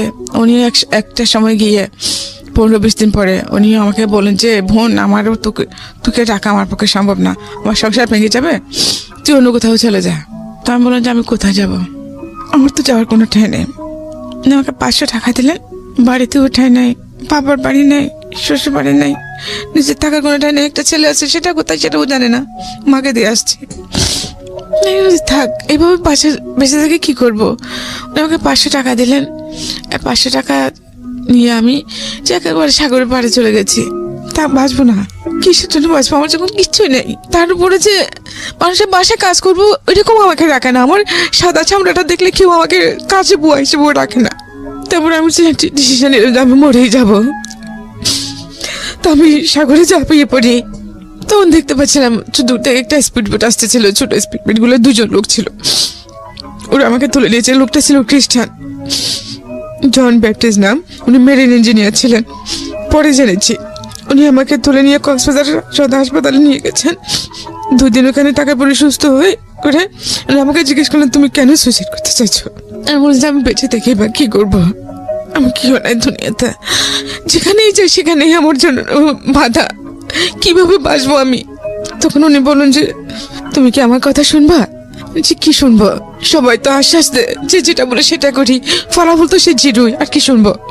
তা আপনিও হয়তো সেরকমই কিছু করবেন, ব্যতিক্রম কিছু তো হবে না। বলে যে না, সেরকম কিছু না। আমার 2টা বোন আছে। আমার একটা বোন সিটং সিটিতে থাকে জামাই নিয়ে, তার 2টা ছেলে আছে, সে গার্মেন্টসে চাকরি করে ফিরিপুটে। তুমি যদি আমার সাথে আমাদের বাড়িতে চলে যাও। আমার 2 বোন তখন ওনার কাছে গেছে, বল দূর আছিস কেন? আছে ওখান থেকে একটা লোক ছিল, ওই লোকটাকে আমি স্যান্ডেল দেখাইছিলাম, কারণ আমি ওনাকে দেখে ভয় পেয়েছি সেজন্য। যাই হোক, উনি আমাকে কিছু করেন নাই। উনি অসম্ভব রকম সুন্দর ছিলেন, লোকটা অসম্ভব সুন্দর, কিছু করেন নাই। আমি চাকরি করতেছি, এর মধ্যে আমাকে যে এক লোক আমাকে তুলে নিয়ে আসে। কিভাবে ঘটনাটা? তখনও মানে ওই দিন আমাদের প্রোডাকশন ছিল না। হ্যাঁ, লাঞ্চ আওয়ারে ছুটি দিয়ে দেয়। লাঞ্চ আওয়ারে না, লাঞ্চের পরে 3টার দিকে ছুটি দিয়ে দেয়। তো আমরা চলে আসতেছি, হঠাৎ একটা মাইক্রো নিয়ে আসি, ওই লোকগুলো আমাকে তুলে নিয়ে যায়। তুলে নিয়ে যাওয়ার পরে জানতে পারি যে ওনার আমি মানে আমার পরে যে আমার বিয়েটা হলো আর কি, ওনার নাম। তো উনি ওখানে তো ওনার ফ্রেন্ড, ওরা ছিল স্কুলে যার চিটং কলেজের ছাত্র, রেস্টুরেন্ট। ওরা নিয়ে আমাকে ওনার এক ভাবির আগ্রাবাদে এক ভাবির বাড়িতে নিয়ে গেলেন। ওনাকে ওখানে রাখলেন আমাকে। ওখানে রাখার পরে তারপর দিন আমাকে উনি ওনার ফ্রেন্ডের বাড়িতে নিয়ে গেলেন, রাউজান। এই যে লোকটা তুলে নিয়ে গেল, তাকে কি আপনি চিনতেন? না, চিনতাম না। তো আপনি কিছু উনি আমাকে চিনতেন। তো কিছু বলছেন না ওনাকে যে আপনি আমাকে এখানে তুলে নিয়ে আসলেন? বলছি না। তখন কি বলে ও? হ্যাঁ, উনি বলছেন যে তুমি অমুকে স্যান্ডেল দেখাইছিলাম। হ্যাঁ, দেখাইছিলাম। তো মা বোন সবার আছে না, আপনাদের জন্য আমরা যারা গার্মেন্টসের মেয়ে, মানে কি খারাপ? গার্মেন্টস মেয়েরা সবাই যদি খারাপ হতো, এখানে তো আপনার মাও তো খারাপ তাহলে। মানে আমায় ওইরকম করে কথা বলছিলাম। আপনারা মানুষের শুধু বাহ্যিক রূপটা দেখে বিচার করেন, মানে ভিতরটা ভাবার চেষ্টা করেন না। একটা মেয়েকে দেখলাম, ভালো লাগলো, তাকে যেভাবে হোক আমার পেতেই হবে। কেন? সেটা যদি আপনার বোন, ওটাকে আপনার বোনের চোখে দেখতে পারেন না? তা আমার যে, আপনি জানেন আমার জীবনে কত কষ্ট আছে, কত যন্ত্রণা আছে। হ্যাঁ, আমি এত ছোট্ট বয়স, আমার একটা বাচ্চা আছে। আমি সারাদিন কাজ করি, ভালো থাকি, সারা রাত আমি ঘুমাতে পারি না, আমি বাচ্চার জন্য কান্না করি। হ্যাঁ, তো আপনি কি করে কোনো কিছু না জানে কিভাবে একটা মেয়েকে অন্যরকম একটা এরকম কমন পাস করতে পারেন? আপনার বোনকে কেউ করলে তখন আপনার কেমন লাগবে? তখন ওর মধ্যে কি হয়েছে, তোমার বাচ্চা আছে মানে কি পিচ্ছি মেয়ে, তোমার কি বাচ্চা? হ্যাঁ, তখন আমি ওনাকে সব ঘটনা বলছি। ঘটনা বলার পর উনি আমাকে কোনো কথা বলছি, ঠিক আছে আমি এটাকে আমি বিয়ে করবো। হ্যাঁ, তো বিয়ে করবেন উনি আমাকে 1 মাস ওখানে রাখলেন, হলদিয়া গ্রামে রাখলেন ওনার ফ্রেন্ডের পাশে। ওখান থেকে আনে মাজারে বিয়ে করেছেন, আমার সে মাজারে, বাইজিৎ বুস্তের মাজারে। মানে যিনি যে ভদ্রলোকের কথা আপনি বলছিলেন, যিনি আপনাকে ব্যাপটিস্ট করেছিল, সেই লোক? হ্যাঁ। কি নাম ছিল ওনার? ওনার নাম ছিল লিয়াকত আলী কন্ট্রাক্টর। লিয়াকত আলী কন্ট্রাক্টর। ওকে, তারপর? তো উনি পড়ালেখা বেশি করেন নাই, এসএসসি পাস করেন নাই। বাট লোকটা ভালো ছিল। উনি তো খারাপ হলো তো আমার ক্ষতি করতে পারতেন, খারাপ ক্ষতি করে আমাকে ছুড়ে ফেলে দিতে পারতেন, মেরে ফেলতে পারতেন। বিয়ে করলেন আপনাকে? ওকে, হ্যাঁ। তো উনি বিয়ে করে ভাড়া করে লাগলো আমাকে। 6 মাস পরে ওনাদের বাড়িতে নিয়ে গেল, ওনার মা এসে নিয়ে গেলেন। তখন ওদের বাড়িটা অনেক বড়। হ্যাঁ, কিন্তু ওদের যেরকম বড় বাড়ি, ওদের কালচার কিন্তু সেরকম না। কেউ পড়ালেখা করে না, কেউ শিক্ষিত না। হ্যাঁ, মানে চিটংয়ের স্থায়ী লোকদের, আদিবাসী চিটংদের যেরকম কালচার সেরকমই। আচ্ছা, বিহেভ টিহেভ কোনো কিছু ঠিক নেই। আচ্ছা ঠিক আছে, আমাকে নিয়ে গেছে, আমি থাকতেছি। পরে জানতে পারলাম যে দেখি কি যে আমার শাশুড়ি নাকি আমার হাজবেন্ডের জন্য 8টা কেস করেছেন। মানে মা হয়ে সন্তানের জন্য 8টা কেস? ও সব সম্পত্তি নিয়ে। তো আমার বিয়ের পরেও মানে তখন যখন আমাকে বিয়ে করতেছে তখন 3টা কেসে রায় হয়েছে। উনি খালাস পেয়েছেন, উনি দোষী না। আচ্ছা, তার বিয়ের পর আর বাকি 5টা হয়েছে। তো যাই হোক, ওখানে আমি সংসার করতেছি, কিন্তু আমার শাশুড়ি আমাকে টোটালি সহ্য করতে পারেন না। হ্যাঁ, আমি গরিবের মেয়ে, আমাকে বিয়ে করে ওনার ছেলে কিছু পাই নাই। হ্যাঁ, সেজন্য উনি আমাকে খুব টর্চার করতেন, আমার শাশুড়ি। এমন অবস্থা হয়েছে যে আমি করে সব কাজকর্ম করলাম। ওনার 8টা মেয়ে, 2টা মেয়ে বিয়ে হয়েছে, বাকি সবগুলো ছোট ছোট। তো ওদের পায়খানা প্রস্রাব সব আমি পরিষ্কার করতাম, কাপড় মানে আমার বাচ্চার মতন আমি বড় করেছি ওদেরকে। ওরা কিন্তু আমার গায়ে হাত তুলতে দ্বিধা করে নাই। তো পরবর্তীতে দেখি কি, এই অবস্থার মধ্যেই আমার ছেলেটা হলো সেকেন্ড ছেলে, ওখানে বড় 93 নম্বরে 26 তারিখ আমার ছেলে হলো। ভালো ছিলাম। ছেলে 2 বয়স, যখন 2 বছর তখন উনি আরেকটা বিয়ে করলেন। মানে আপনি ওনার ফার্স্ট ওয়াইফ ছিলেন? জি। আচ্ছা, বিয়ে করছেন যে মানে এটা ওনার বড়ুয়া ছিল। ওনার ওই মহিলারও আগে বিয়ে হয়েছিল, আগে করে ওনার ছেলে আছে। তো উনি পড়ালেখা জানতেন না। এখানে মানে সবাই বলতে শুনেছি মহিলাটা ভালো ছিলেন না। তো ওই রকমের মধ্যে উনিও মানে ওনার কয়েকজন ফ্রেন্ড নিয়ে মেয়েটাকে এনেছে। তারপরে ওনার ভালো লেগে গেছে, ওনাকে বিয়ে না করে ওভাবে রেখে দিয়েছে। মানে আলটিমেটলি আপনার মতোই কিছুটা কেস। হ্যাঁ, তো ওনাকে বিয়ে না করে মানে ওখানে আরেক জায়গায় ভাড়া করে নিয়ে রেখে দিয়েছে। ওখানে ওনার একটা ছেলে হয়। তো যাক 2 বছর এখানে ওরকম রাখার পরে ওনার মানে একেবারেই উনি ফকির হয়ে যান। কোনো কাজকর্ম করেন নাই, জমানো যা ছিল সব খেয়েছে সব। তারপরে বলতেছে মানে এখন আমি কি করবো? তো আমি বলছি ঠিক আছে, ভালো হোক বা খারাপ হোক, তুমি তো আমার সব কিছু। তো আমি সেলাই কাজ করতাম, তখন আমার একটা সেলাই মেশিন ছিল, ওটা বিক্রি করে ওদের ওখানকার বাসা ভাড়াটা দিয়ে বাড়িতে চলে আসে। তারপরে আমার নতুন অধ্যায় শুরু হলো আমার লাইফে। আমি ভাবছিলাম কি, তা আমি ওর সাথে সতীনের মতো থাকবো না, আমি মানে বান্ধবীর মতো থাকবো, বোনের মতো থাকবো। তা আমি সারাদিন কাজকর্ম সব করতাম, ও কোনো কাজ করতাম না। ও সন্ধ্যাবেলা ওই আমার স্বামী আসলে যে ও কিন্তু প্রচুর ড্রিঙ্ক করতো। মানে আপনার হাজবেন্ড ড্রিঙ্ক করতো? প্রচুর ড্রিঙ্ক করতেন। তো ওকে বলতেন, আমি ওকে গালি দিয়েছি, এই করেছে সেই করেছে, পরে আসে উনি আমাকে মারতেন। তারপরে এইভাবে এক সময় যে আমার বড় মেয়েটা পেটে আসলো। তারপরে বড় মেয়ে হওয়ার পরে যে উনি কমপ্লিটলি আমার সাথে সব সম্পর্ক ছিন্ন করে ফেলেন। আমরা একই ঘরে থাকি, কিন্তু কেউ কারোর দিকে তাকায় না। উনি আমাকে দেখলে চোখ নিচু করে ফেলেন, আমার সাথে কোনো সম্পর্ক নেই। এইভাবে থাকার পর আমার মেয়ের বয়স যখন 2 বছর হলো, 2 বছর পড়ছে, তখন আমার সতীন কি করছে, একদিন আমার সতীনের ফুফু, মা, আবার ওনার 2 ভাই এখানে ওই বাড়িতে থাকতেন আমাদের সাথে। ওরা সবাই মিলে আমাকে সকাল 10টায় বের করে দিয়েছে। আমার ছেলে মেয়ে 2টা নিয়ে, 2টা শাড়ি, একটা টাওয়েল, আমার একটা মশারি, আর আমার ছেলের মেয়ে কয়েকটা কাপড় নিয়ে একটা কালো ব্যাগের মধ্যে দিয়ে 150 টাকা দিয়ে আমাকে বার করে দিচ্ছে। আমার হাজবেন্ড এখন বাসা ছিল সকাল 10টায়। তো বলতেছে, তো আমি যখন ওকে বলছি, ও বলছে যে চলে যাক, বার করে দে, আমার আধা কেজি চাল বাঁচবে। ঠিক আছে, চলে গেছি। কোথায় যাবো সেটা জানি না। তারপরে আমার সতীনের ভাই আমাকে একটা সিএনজি এনে তো গাড়িতে তুলে দিল। আমি বহদ্দার হাট চলে গেলাম। যাওয়ার সময় গাড়ি থেকে দেখে কি, ও তখন আমার হাজবেন্ড তখন বাইরের দোকানে পান নিচ্ছে। তো বহদ্দার হাট গিয়ে আমাকে একটা গাড়িতে, একটা যে কক্সবাজার গাড়িতে তুলে দিল, কিন্তু কোনো গাড়ি ভাড়াটা দেয় নাই। তো যখন গাড়ি ভাড়ার জন্য আসছে, তখন আমি আমার কাছে যে টাকাগুলো ছিল ওইটা দিচ্ছি, বলে যে আরও লাগবে। আমি আমার কাছে আর কোনো টাকা নেই। সুপারভাইজারকে যখন এটা বলছি, তখন উনি বলছে যে আপনি যাবেন কোথায়, আপনার বাড়ি কোথায়? তখন আমি বাড়ির কথা বললাম, বাড়ির ঠিকানা বললাম, যে আপনি তো আমাদের এলাকার মেয়ে, ঠিক আছে আপনার বাড়ি। এর আগে কি আপনি আর বাড়ি যাননি? এই যে বাড়ি থেকে বের, এত বছরের মধ্যে 8 বছর হয়ে গেছে, এর মধ্যে এই 8 বছর পরে বাড়ি যাচ্ছে? হ্যাঁ, 8 বছরের মধ্যে আমাকে বাড়িতে যেতে দেয় নাই। মানে আপনার ছেলেটা তখন আপনার মায়ের কাছে কি অবস্থায় আছে আপনি জানেন না? জানে কোনো খোঁজ খবর জানে না, বড় ছেলেটা। আর তখন আপনার এই ঘরে হচ্ছে কয় ছেলে মেয়ে? 2টা ছেলে মেয়ে। 2টা ছেলে মেয়ে। তখন আপনি নিজের সাথে, আপনার সাথে কি একটা মেয়ে শুধু? হ্যাঁ, না, আমার ছেলে আবার মেয়ে দুটোটাকে আমাকে দিয়ে দিছে। দুজনকে আপনাকে দিয়ে দিয়েছে? আমার মেয়ের বয়স তখন 2 বছরে পড়ছে আর কি। ছেলের বয়স 5 বছর, ছেলে 6 বছর, মেয়ে 2 বছর। আচ্ছা, তারপর এখন আমি চিন্তা করতেছি, এত বছর পরে আমি যে বাড়িতে যাব, কিন্তু কে আছে না কেউ জানি না, কিছু জানি না।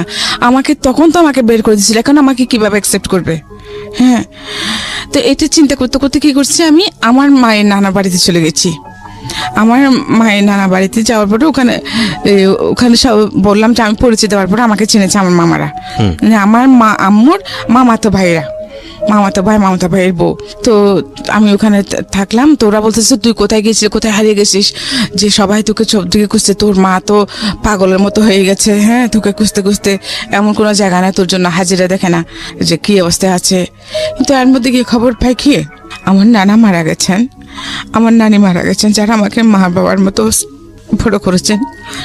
আমার মামা দুটোও মারা গেছেন, আমার মামাতো ভাই মারা গেছেন, আমার চাচা ছিল উনি মারা গেছেন, আমার দুটো ফুফু ছিল, দুই ফুফুই মারা গেছেন এই 8 বছরের মধ্যে। শুধু আমার মা ছিল। সবকিছু বলা পরে আমার ওই মামি কি করছে, আমার মামাতো ভাইটাকে আমাদের বাড়িতে পাঠিয়েছে।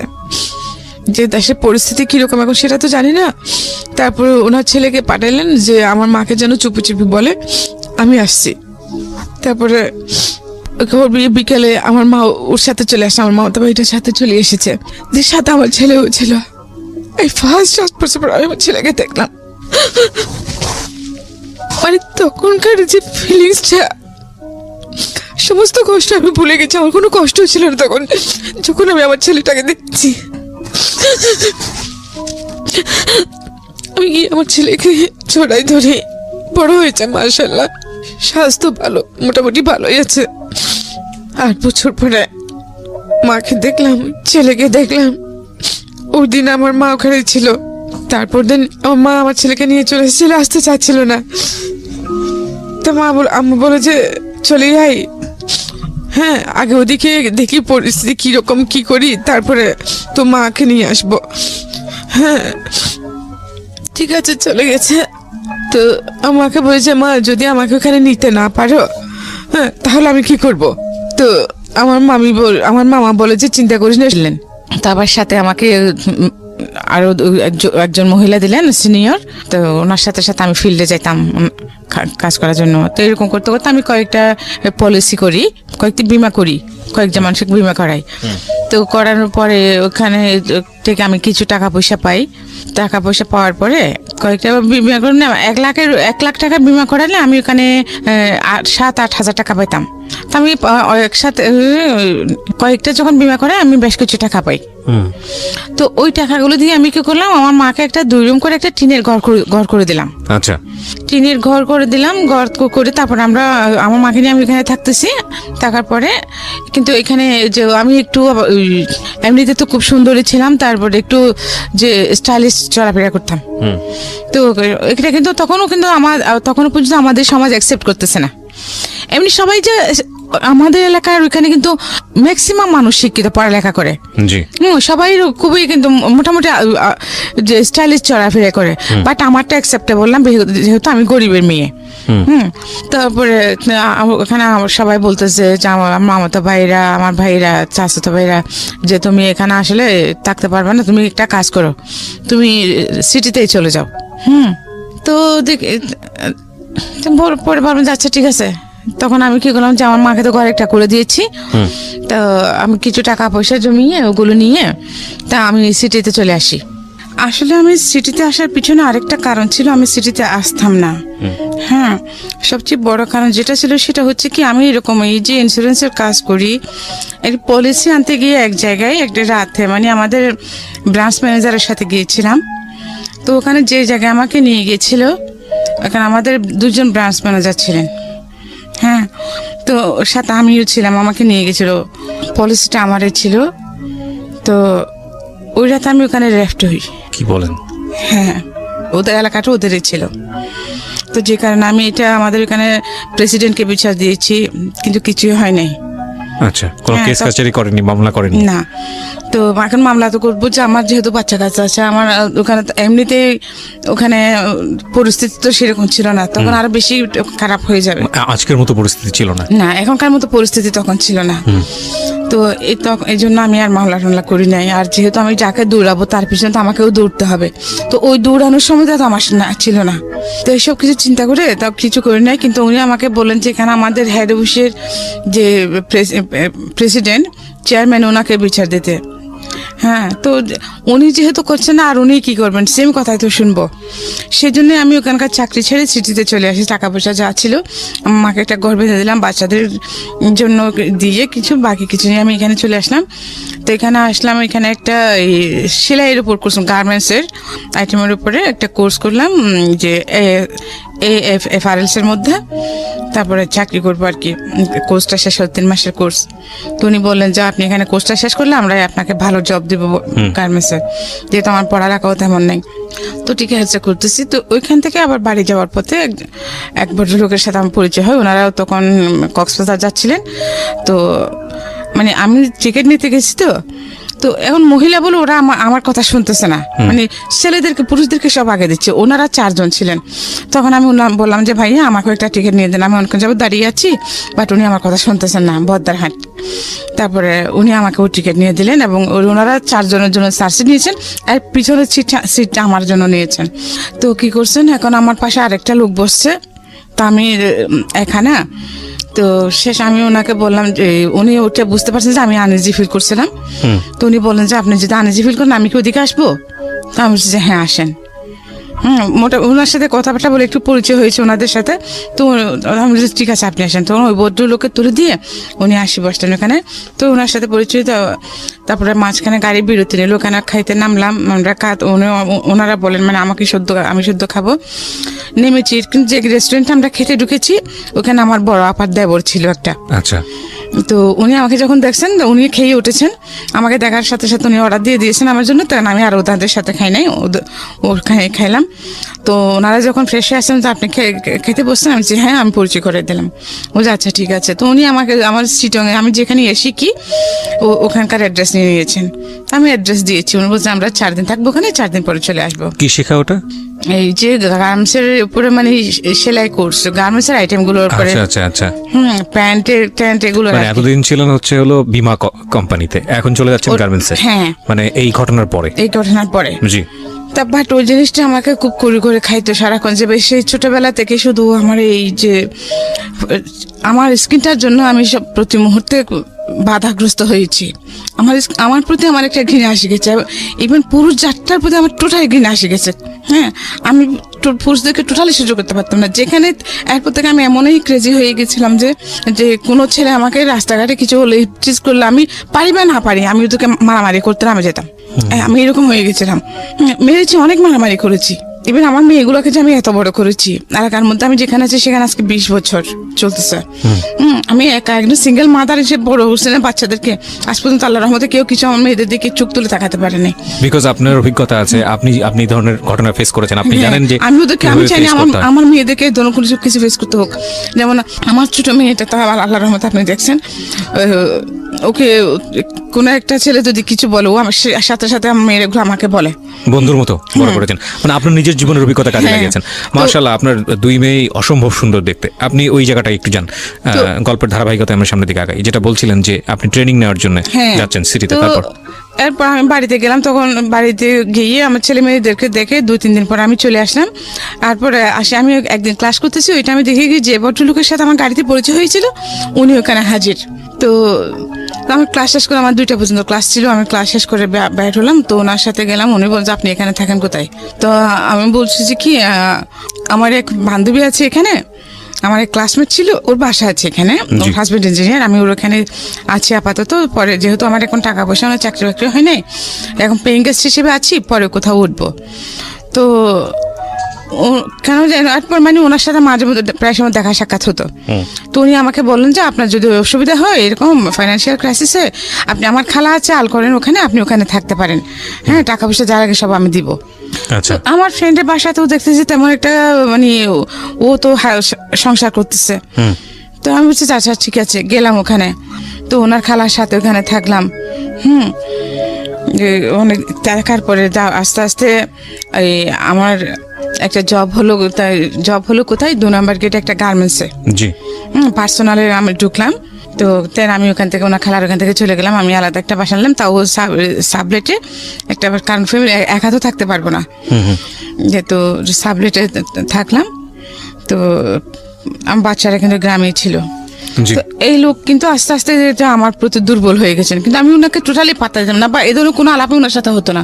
হ্যাঁ, জাস্ট দেখা সাক্ষাৎ হলে কেমন আছেন, ভালো আছি, কি করতেছেন, এটুকুই। কিন্তু উনি যে আমার প্রতি আকৃষ্ট হয়ে গেছেন এটা আমি জানতাম না। তারপর যখন আমি ওনাকে এটা বুঝতে পারলাম, তো আমি যে বাসা নিয়েছিলাম আলাদা, ওইটা উনি চিন্তান, উনি সহ নিয়ে দিয়েছিলেন।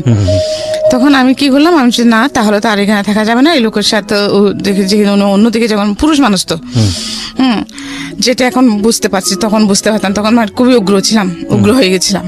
তারপর আমি সাথে সাথে আমার উনি 3 দিনের জন্য বাড়িতে গিয়েছিলেন। তো আমি এই 3 দিনের মধ্যে আমি বাসা চেঞ্জ করে ফেলি। জিনিসপত্র এখানে আমার একটা ছোট খাট ছিল, একটা চৌকি ছিল, ওইটা রেখে একটা আলনা ছিল, এই 2টা জিনিস রেখে আমি বাসা শিফট করে ফেলি। কারণ ওগুলো নেওয়ার জন্য আমার বাসা নেওয়ার পর আমার গাড়ি ভাড়াটা ছিল না, এই জন্য আমি আর ওগুলো নিয়ে পরে নিব আর কি। বোতান আমার কিছু থাকে তাহলে আপনি ছেলেটাকে নিয়ে যান, ওকে একটু পড়ালেখা করেন, ওকে মানুষের মতো মানুষ করেন। হ্যাঁ, ও বলে যে ঠিক আছে আমি নিয়ে যাবো, বা তুমি কখনো ওকে ছেলে হিসেবে দাবি করতে পারবে না। তো আমি যে ঠিক আছে, একেবারে এখানে নষ্ট পাহাড়ে যাচ্ছে, লাকড়ি আনতেছে, গরু চড়াচ্ছে, এগুলো চেয়ে তো আমার ছেলের, হ্যাঁ ও তো ওনার তো অনেক টাকা পয়সা আছে, ওনার ছেলেমেয়েগুলো সবাই শিক্ষিত, তো আমার ছেলেটা যদি সেখানে ওর লাইফ সেটেল করতে পারে তা আমার সমস্যা, আমি তো কিছু করতে পারিনি। হ্যাঁ, তা আমি দিয়ে দিয়েছি ওকে, তোর বাবুকে নিয়ে মাদ্রাসায় ভর্তি করা দিয়েছে, পড়ালেখা করতেছে, আমি এদেরকে নিয়ে সিটিতে চলে আসলাম। তারপরে এরপরে আমি 3-4 মাস পরে বাড়িতে গেছি।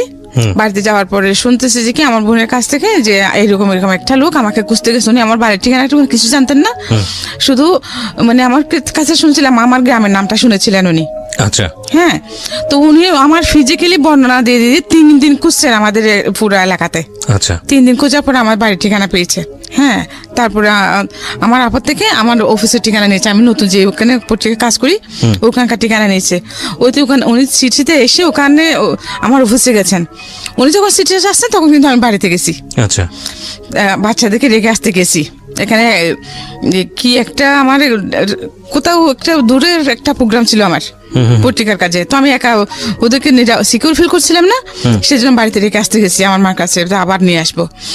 তারপরে তখন শুনছি আর কি, তারপরে উনি অফিস থেকে আমার বাসার ঠিকানা নিয়েছেন।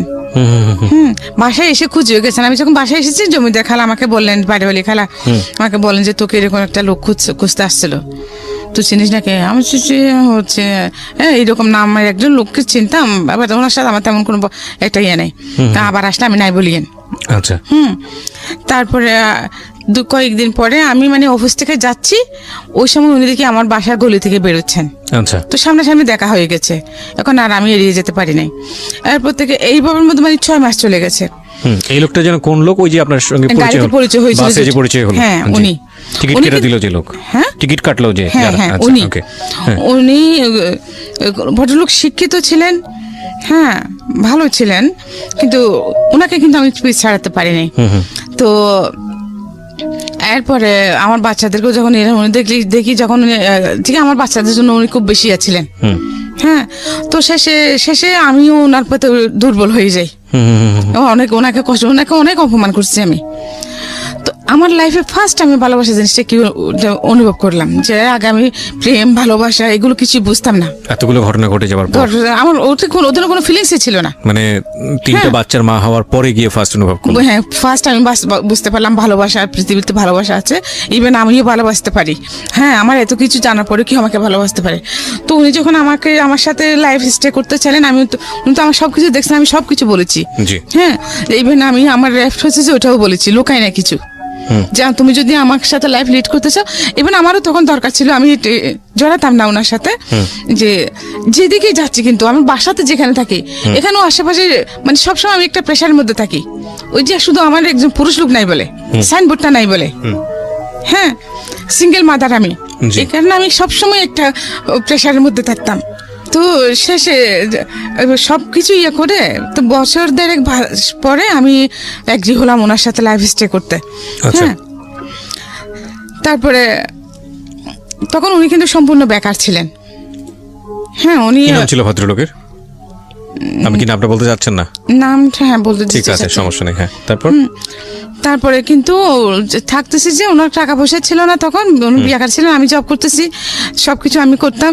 তো যে 1-1.5 বছর যে লোকটাকে আমি প্রতি মুহূর্তে অপমান করেছি, হ্যাঁ, মানুষ একটা মুরগি থাকলে ওটার প্রতি একটা মায়া বসে যায়, তো উনি কিন্তু সবকিছু নীরবে সহ্য করছেন।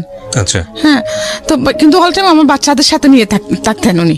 বাচ্চারাও মেনে নিয়েছিলেন? হ্যাঁ, আমার বাচ্চাদেরকে মেনে নিয়ে থাকতেন, আমার বাচ্চাদেরকে সবকিছু জানতেন, আমাদের বাড়িতে গেছেন, সব দেখেছেন, হ্যাঁ, তো সবকিছু মেনে নিয়েই কিন্তু উনি আমার সাথে কন্টিনিউ হতে চাইলেন।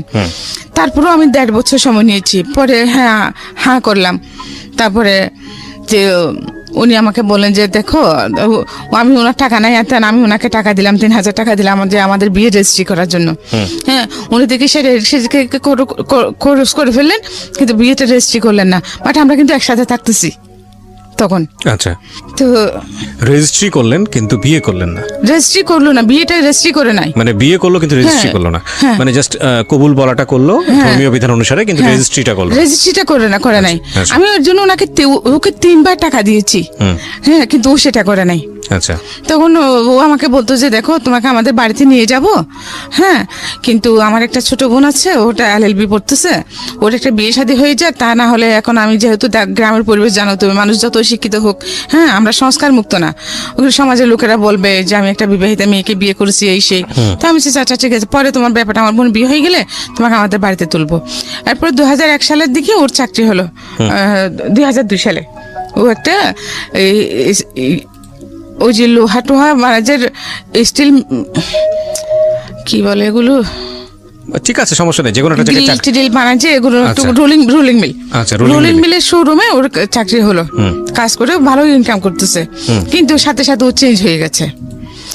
আমাকে বিয়ে করার আগে কিন্তু ওর সাথে একটা মেয়ের সাথে বেশ কয়েক বছর রিলেশন ছিল। মেয়ের মা ওকে দেয় না, উনি ওই মেয়ের বাড়িতে লজিং মাস্টার ছিলেন। তো ওইখানে পড়াতে মানে সম্পর্কটা হয়ে যায়, কিন্তু মেয়ের মারা মেনে নেয় নাই। উনি এগুলো আমাকে সব বলেছেন। তো ঠিক আছে, মেনে নেয় নাই। এরপরে ও মেয়েটার প্রতি উনি আবার ইনভলভ হয়ে গেছেন মেয়েটার সাথে।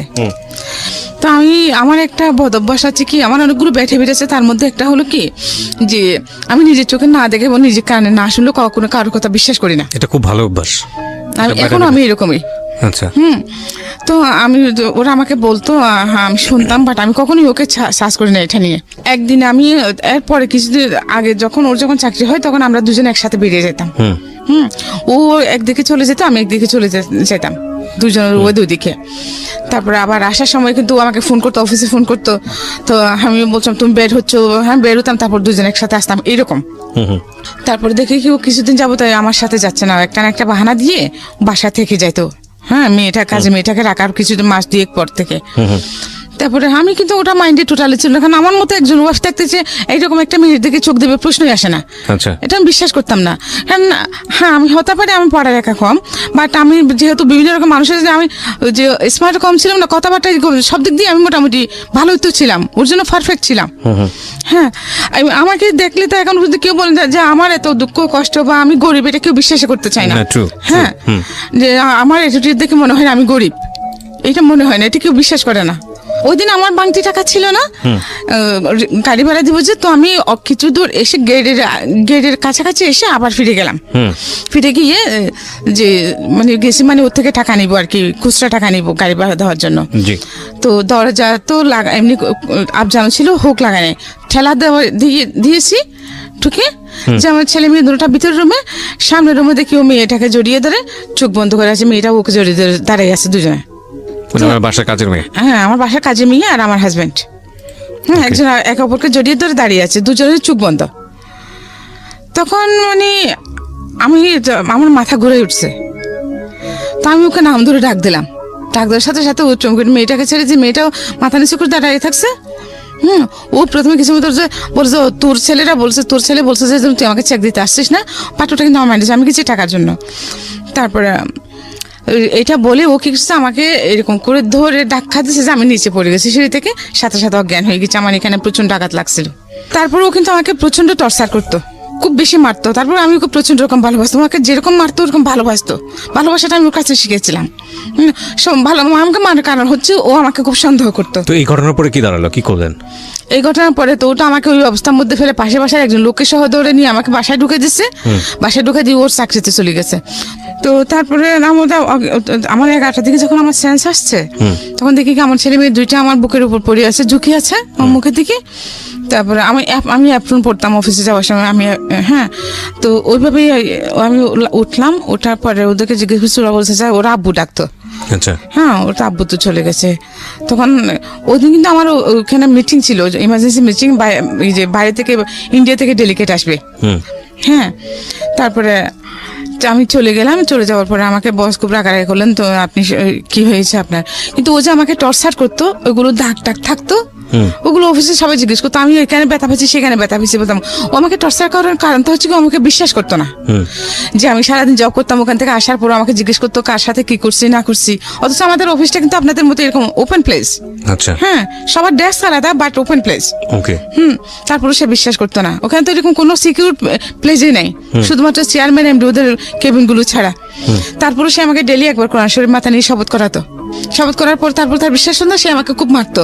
অথচ নিজে সেসবের মধ্যে হ্যাঁ, এটা একটা ইন্টারেস্টিং বিষয়। আমি বলছি না এই ঘটনার পরে কিন্তু অনেক ঝামেলা তৈরি হয়ে যাবে না, এটা বলাটা উচিত হবে না। তারপরেও আমি আপনাদেরকে বলি, যিনি সন্দেহ করেন অনেক বেশি, তিনি সাইকিয়াট্রিক সমস্যার মধ্যে আছেন এবং তার দ্বারা ওই ধরনের কাজ হওয়ার প্রবণতাটাও অনেক বেশি।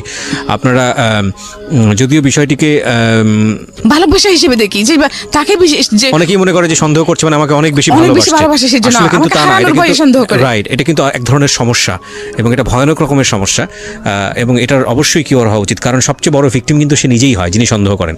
হ্যাঁ, বলেন। তারপরে এইরকমের মধ্যে মানে এইরকমই চলতেছে। তারপরে যখন আমি ওই অফিসে গেলাম, যে আমার মিটিং ছিল, আমাকে বস বকা দিলেন। তারপরে আমাদের ওখানে জিএম জন্য ছিলেন, ওনারা তো হায়ার এডুকেটেড, বাট ওনারা যে আমি খুব অল্প শিক্ষিত হওয়ার পরেও যে হিন্দি ইংলিশগুলো মোটামুটি ভালো বলতে পারতাম।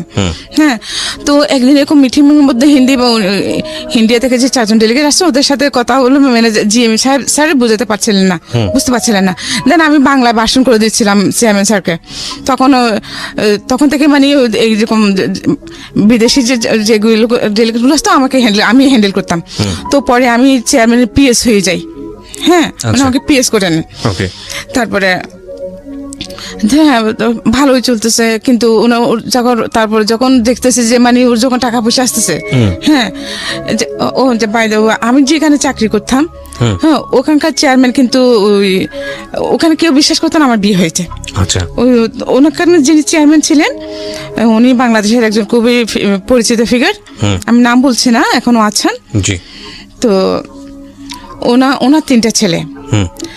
তো ওনার এখানে তো লন্ডন, আমেরিকা, এখানে বাংলাদেশ, তো ওনার বাড়ি সব আছেই, ওনার বিভিন্ন দেশে ওনার বিজনেস আছে। তো উনি আমাকে দেখে, আমার এই দেখে ওনার ভালো লাগলো, উনি আমাকে আমাদের ইয়েকে বললেন, আমাদের একজন মার্কেটিং ম্যানেজারকে বললেন আমাকে বিয়ে করার কথা। ওনার সিটিংয়ের মধ্যে যে ওনার বাড়ির ওনার আছে যেগুলো আছে, উনি আমার নামে করে দেবেন, এবার আমার ছেলে মেয়ে দুটো ইয়ে করে দেবেন, আমার নামে করে দেবেন, আমি যেন ওনাকে বিয়ে করতে রাজি হই। ওনার 3টে ছেলে, কোনো মেয়ে নাই। তো আমি বলি যে না, আমি তখন তো ওনাকেও ভালোবাসি, আমার আমি রাজি হই নাই। এবং আমার এরকম অনেক, তখন যখন আমি সিটিতে আসি আমার অনেক এরকম ইয়ে ছিল, কিন্তু আমি কখনো ওইদিকে ফিরে তাকাইনি। এগুলো আমি আবার ওর সাথে শেয়ার করতাম। তো এই কারণে কিনা জানি না, সে আমাকে কিন্তু প্রচুর সন্দেহ করতো এবং টর্চারও করতো। ডেলি একবার কোরআন শরীফ মাথা নিয়ে শপথ করাতো, তারপরে বিশ্বাস করতো না। তো আমার ছেলে কিন্তু ওই জিনিসটা ওর মাথার মধ্যে ঢুকে গেছে। এমনকি আমি যখন বাড়িতে যেতাম, হ্যাঁ, আমার হাজবেন্ড ওর সাথে যে পাবলিক বুথ থেকে কথা বলতাম, মোবাইল ছিল না, ওর মোবাইল ছিল, আমার ছিল না। পাবলিক বুথে গিয়ে ওর সাথে কথা বলতাম, বা ফোন বাসায় নিয়ে যেত, মোবাইল বাসায় নিয়ে যেত, এরকম। হ্যাঁ, তো ও আমার সাথে বাড়িতে কথা বলতেছে, এখানে আশেপাশে আমাদের আশেপাশে যে ভাড়াটিয়ার আছে, আশেপাশে ভাবিদেরকে বলতেছে কি, দেখানো ওরা যখন আমাকে মারতো, সবাই বলতো না যে কেন এরকম করেন আপনি সবসময় ডেলি। হ্যাঁ, তো বলতো যে আমার চরিত্র খারাপ। হ্যাঁ, তখন উনি কি ও করতে আমার সাথে বাড়িতে গেলে আমার সাথে ফোনে কথা বলতো, এদিকে আশেপাশে ওদেরকে বলতেছে কি দেখেন ও এখন অন্য পুরুষ নিয়ে হোটেলে রাত কাটাচ্ছে। আমি তো যাচ্ছি, ওদেরকে বলে গেছি বাড়িতে যাচ্ছি, ভাবি কোথায় যাচ্ছেন, ভাই বাড়িতে যাচ্ছি, একটু আমার বাসার দিকে খেয়াল রাখেন। হ্যাঁ, কিন্তু এরকম বলতো। এখন আমি জানতাম না, পরে একদিন এক পাশের বাসার ভাবি আমাকে বললো যে দেখি ভাবি আপনি এরকম জানতাম না। হ্যাঁ, উনি এত সুন্দর, এত ভালো রকম একজন মানুষ, উনি কেন উনি তো নাকি আপনাকে এই কারণে মারেন। আমার এখনই মানে আমার মাথা ঘুরাচ্ছে কথা শুনে। হ্যাঁ, মানে এই ধরনের ব্যাপারগুলো লেগে থাকতো। তো যাই হোক, ও ও আমাকে বেশ কয়েকবার এমআর করিয়েছে।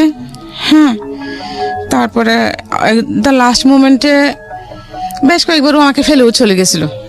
আচ্ছা, যে বিভিন্ন মেয়েদেরকে নিয়ে, তারপরে আবার যখন যে বুঝতে পারতো বা ওরা যখন ওকে ছেড়ে চলে যেত তখন সে আবার আমার কাছে চলে আসতো। এরকম 3বার হয়েছে। এরপর আমি আর ওকে জায়গা দিইনি। আচ্ছা, আমি প্রথমে যখন সাফার সাথে যখন কথা হয় আমার, তখন আমি ব্যাপারগুলো কিন্তু ওকে বলি নাই। আচ্ছা। সাফা মানে ওনার আরেকজন না না না, আপনার অ্যাসিস্ট্যান্ট সাফওয়ান। হ্যাঁ, আচ্ছা, সাফওয়ান। আচ্ছা আচ্ছা। সাফওয়ান আপনাকে যখন ফোন দিয়েছিল তখন বলেননি বিষয়গুলো? বিষয়গুলো বলিনি, কারণ তখন বাসাতে ছিলাম। হ্যাঁ, তখন ওনার সঙ্গে ছিলেন আপনি? না না, তখন আমরা বাসায় ছিলেন।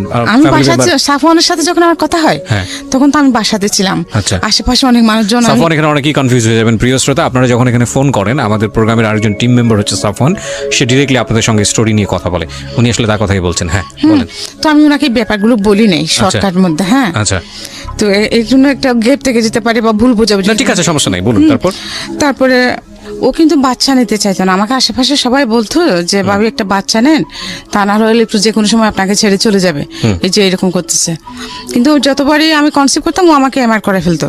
হ্যাঁ, তারপরে এট দ্য লাস্ট মোমেন্টে আমার মেয়েটা, আমি যখন কনসিভ করি আমার মেয়েটা হয়, তখন তখন ও আগের যে ওর ইয়ে ছিল, লাভার ছিল মেয়েটা, ওর সাথে আবার ওর সাথে ইয়ে হয়েছে, অ্যাড হয়েছে। হ্যাঁ, তখনও চেয়েছিল আমাকে, অনেক ওষুধপত্র খাওয়াছিল ওইটা নষ্ট হয়ে যাওয়ার জন্য, কিন্তু আল্লাহর কি হুকুম হয় নাই। তারপর যখন আমি 5 মাসে প্রেগনেন্ট, তখন সে আবার আমাকে ফেলে চলে যায় ওই মেয়েটার কারণেই। ওই মেয়ের ভাই, ওরা যখন ও কি করছে, ওই মেয়ের গার্ডিয়ানরা কি করছে, ও ওদেরকে বলছে যে বিয়ে করে নাই। হ্যাঁ, তো আমি যখন আমি খবর পাচ্ছি তখন আমি ওদের বাড়িতে ফোন করছি। আচ্ছা। মেয়ের বাড়িতে, তখন ও মেয়ে বিশ্বাস করে না আমার কথা, বলছে উনি যদি তোমার হাজবেন্ড হয় তাহলে তুমি ওনাকে নিয়ে আমার বাড়িতে আসো। আচ্ছা, আমি কেন তোমার বাড়িতে আসবো? তোমার যদি প্রয়োজন হয় তুমি নিজে এসে জাস্টিফাই করে যাও। তোমার প্যারেন্টসদেরকে নিয়ে এসে তুমি জাজ করো, আমার কি দরকার আসছেন। তারপর ওনার ওয়াইফ, তারপর ওই যে মেয়েটা, মেয়ে সহ মেয়ের বড় ভাই, মেয়ের মা, হ্যাঁ, মেয়ের বোন, সবাইকে নিয়ে আসছে। আচ্ছা। দুইবার আসছে। এখন দ্বিতীয়বারের মধ্যে কি করছে, তখন সন্ধ্যাবেলা ছিল, দ্বিতীয়বারের মধ্যে ওনারাও বসে আসছে আমার বাসায়। হ্যাঁ, ওই সময় আমার হাজবেন্ড আসছে। আর আসে যখন ওদেরকে দেখছে, উনি পিছনে তো উড়ে পালা গেছে।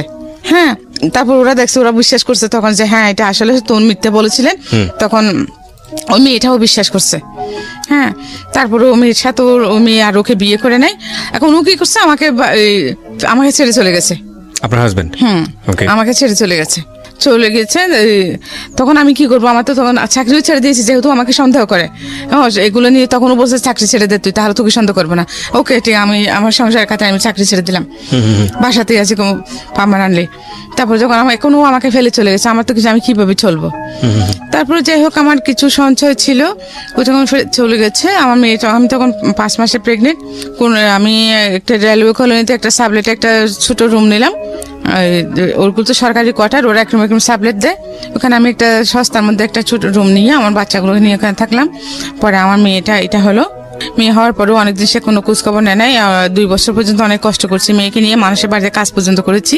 তারপর মেয়ে যখন একটু বড় হলো, তখন আমার বড় মেয়ের কাছে ওকে রেখে দেন আমি আবার চাকরিতে ঢুকলাম। ওকে। আবার চাকরিতে ঢুকলাম। তখন তো আমার ওই চাকরিটা তো চলে গেছে। দেন আমি আবার একটা পত্রিকা দেখে পত্রিকা বিজ্ঞাপন দেখে আমি আবার একটা গ্রুপ অফ কোম্পানিতে জয়েন করলাম। হ্যাঁ, তো ওখানে আমি টেলিফোন অপারেটর হিসেবে জয়েন করি। পরবর্তীতে ওইখানেও যে আমার পারফরমেন্স আল্লাহর রহমতে খুব ভালো হওয়ার কারণে আমি পরবর্তীতে ওখানেও আমি চেয়ারম্যানের পিএস হই। আমার ওই গ্রুপ অফ কোম্পানির চেয়ারম্যানের পিএস হই আমি পরে। ওনারাও পরিচিত, যে মোস্তাফা গ্রুপ অফ ইন্ডাস্ট্রিজ, যে সৌদি গাড়ি আছে ওগুলার, তো আগ্রাবাদ ওনাদের নিজস্ব। আমি ওখানে করতাম, প্রথমে টেলিফোন অপারেটর হিসেবে ঢুকি, তারপরে যে ওখানে পিএস হই। আচ্ছা। হ্যাঁ, তো ওখানে আমার অফিসে কিন্তু সবার সাথে, আমার কলিগদের সাথে খুব ভালো সম্পর্ক। জি। হ্যাঁ, আমার কোনো ফল ছিল না কখনো। যে ফল থাকলে তারপরও যে মাঝে মধ্যে কাজকর্মে তো ভুল হয়, তারপরে কিন্তু ওরা সেটা নিত না। তেমন একটা। আমি আমার কাজের প্রতি সবসময় খুব আন্তরিক ছিলাম। সকাল 5টায় ঘুম থেকে উঠতাম, উঠে নামাজ কালাম পড়ে নাস্তা বানাতাম বাচ্চাদের জন্য, হ্যাঁ, রান্না বান্না করতাম, তারপর ওদেরকে তুলে যারটা সবগুলো রেডি করে দিয়ে দেন আমি 8:30 পৌনে 9টার মধ্যে বাসা থেকে বেরিয়ে যেতাম। আচ্ছা। হ্যাঁ, আমার বাচ্চারাও নিজে নিজে আল্লাহর রহমতে পড়ালেখা করতো। আমার মেয়ে স্কুলে যেহেতু এটা ছোট ছিল, ছোট মেয়েটা, তো আমার বড় মেয়ে ওকে নিয়ে অনেক কষ্ট করেছে। আমার বড় মেয়ে ওর সাথে ওকে নিয়ে স্কুলে চলে যেত, স্কুলে নিত, ওকে বাসায় রেখে পড়তো, অনেক কষ্ট করেছে আমার বাচ্চারা। তারপরে পড়ালেখা মাঝে মধ্যে গ্যাপও গেছে, ওর ক্লাস 9 এক বছর ওর গ্যাপ গিয়েছিল। হ্যাঁ, এখন যে আমার যে ওই মেয়েটাকে নিয়ে তো টেনশন নেই, ওর একটা পরিচয় তো আছে, কিন্তু ওর বাবা তো ওকে পরিচয় দিচ্ছে না।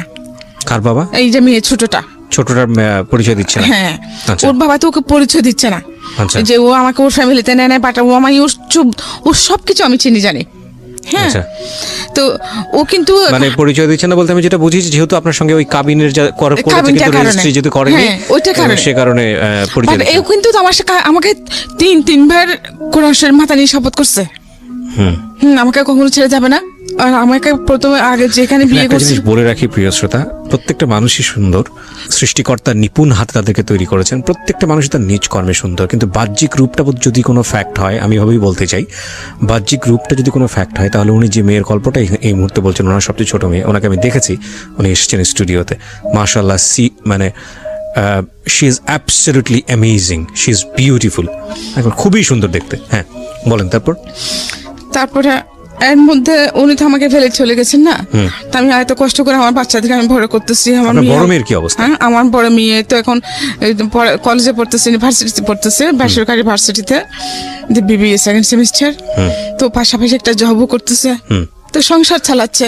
বিয়ে শাদী হয়নি না, তো এখন বিয়ের প্রপোজাল আসলেও আমি দিতে পারছি না, কারণ আমার যে টাকা পয়সাও নাই, তারপরে যে একটা মানুষ আসলে বসতে দিব আমার সেরকম ঘরও আমার নাই।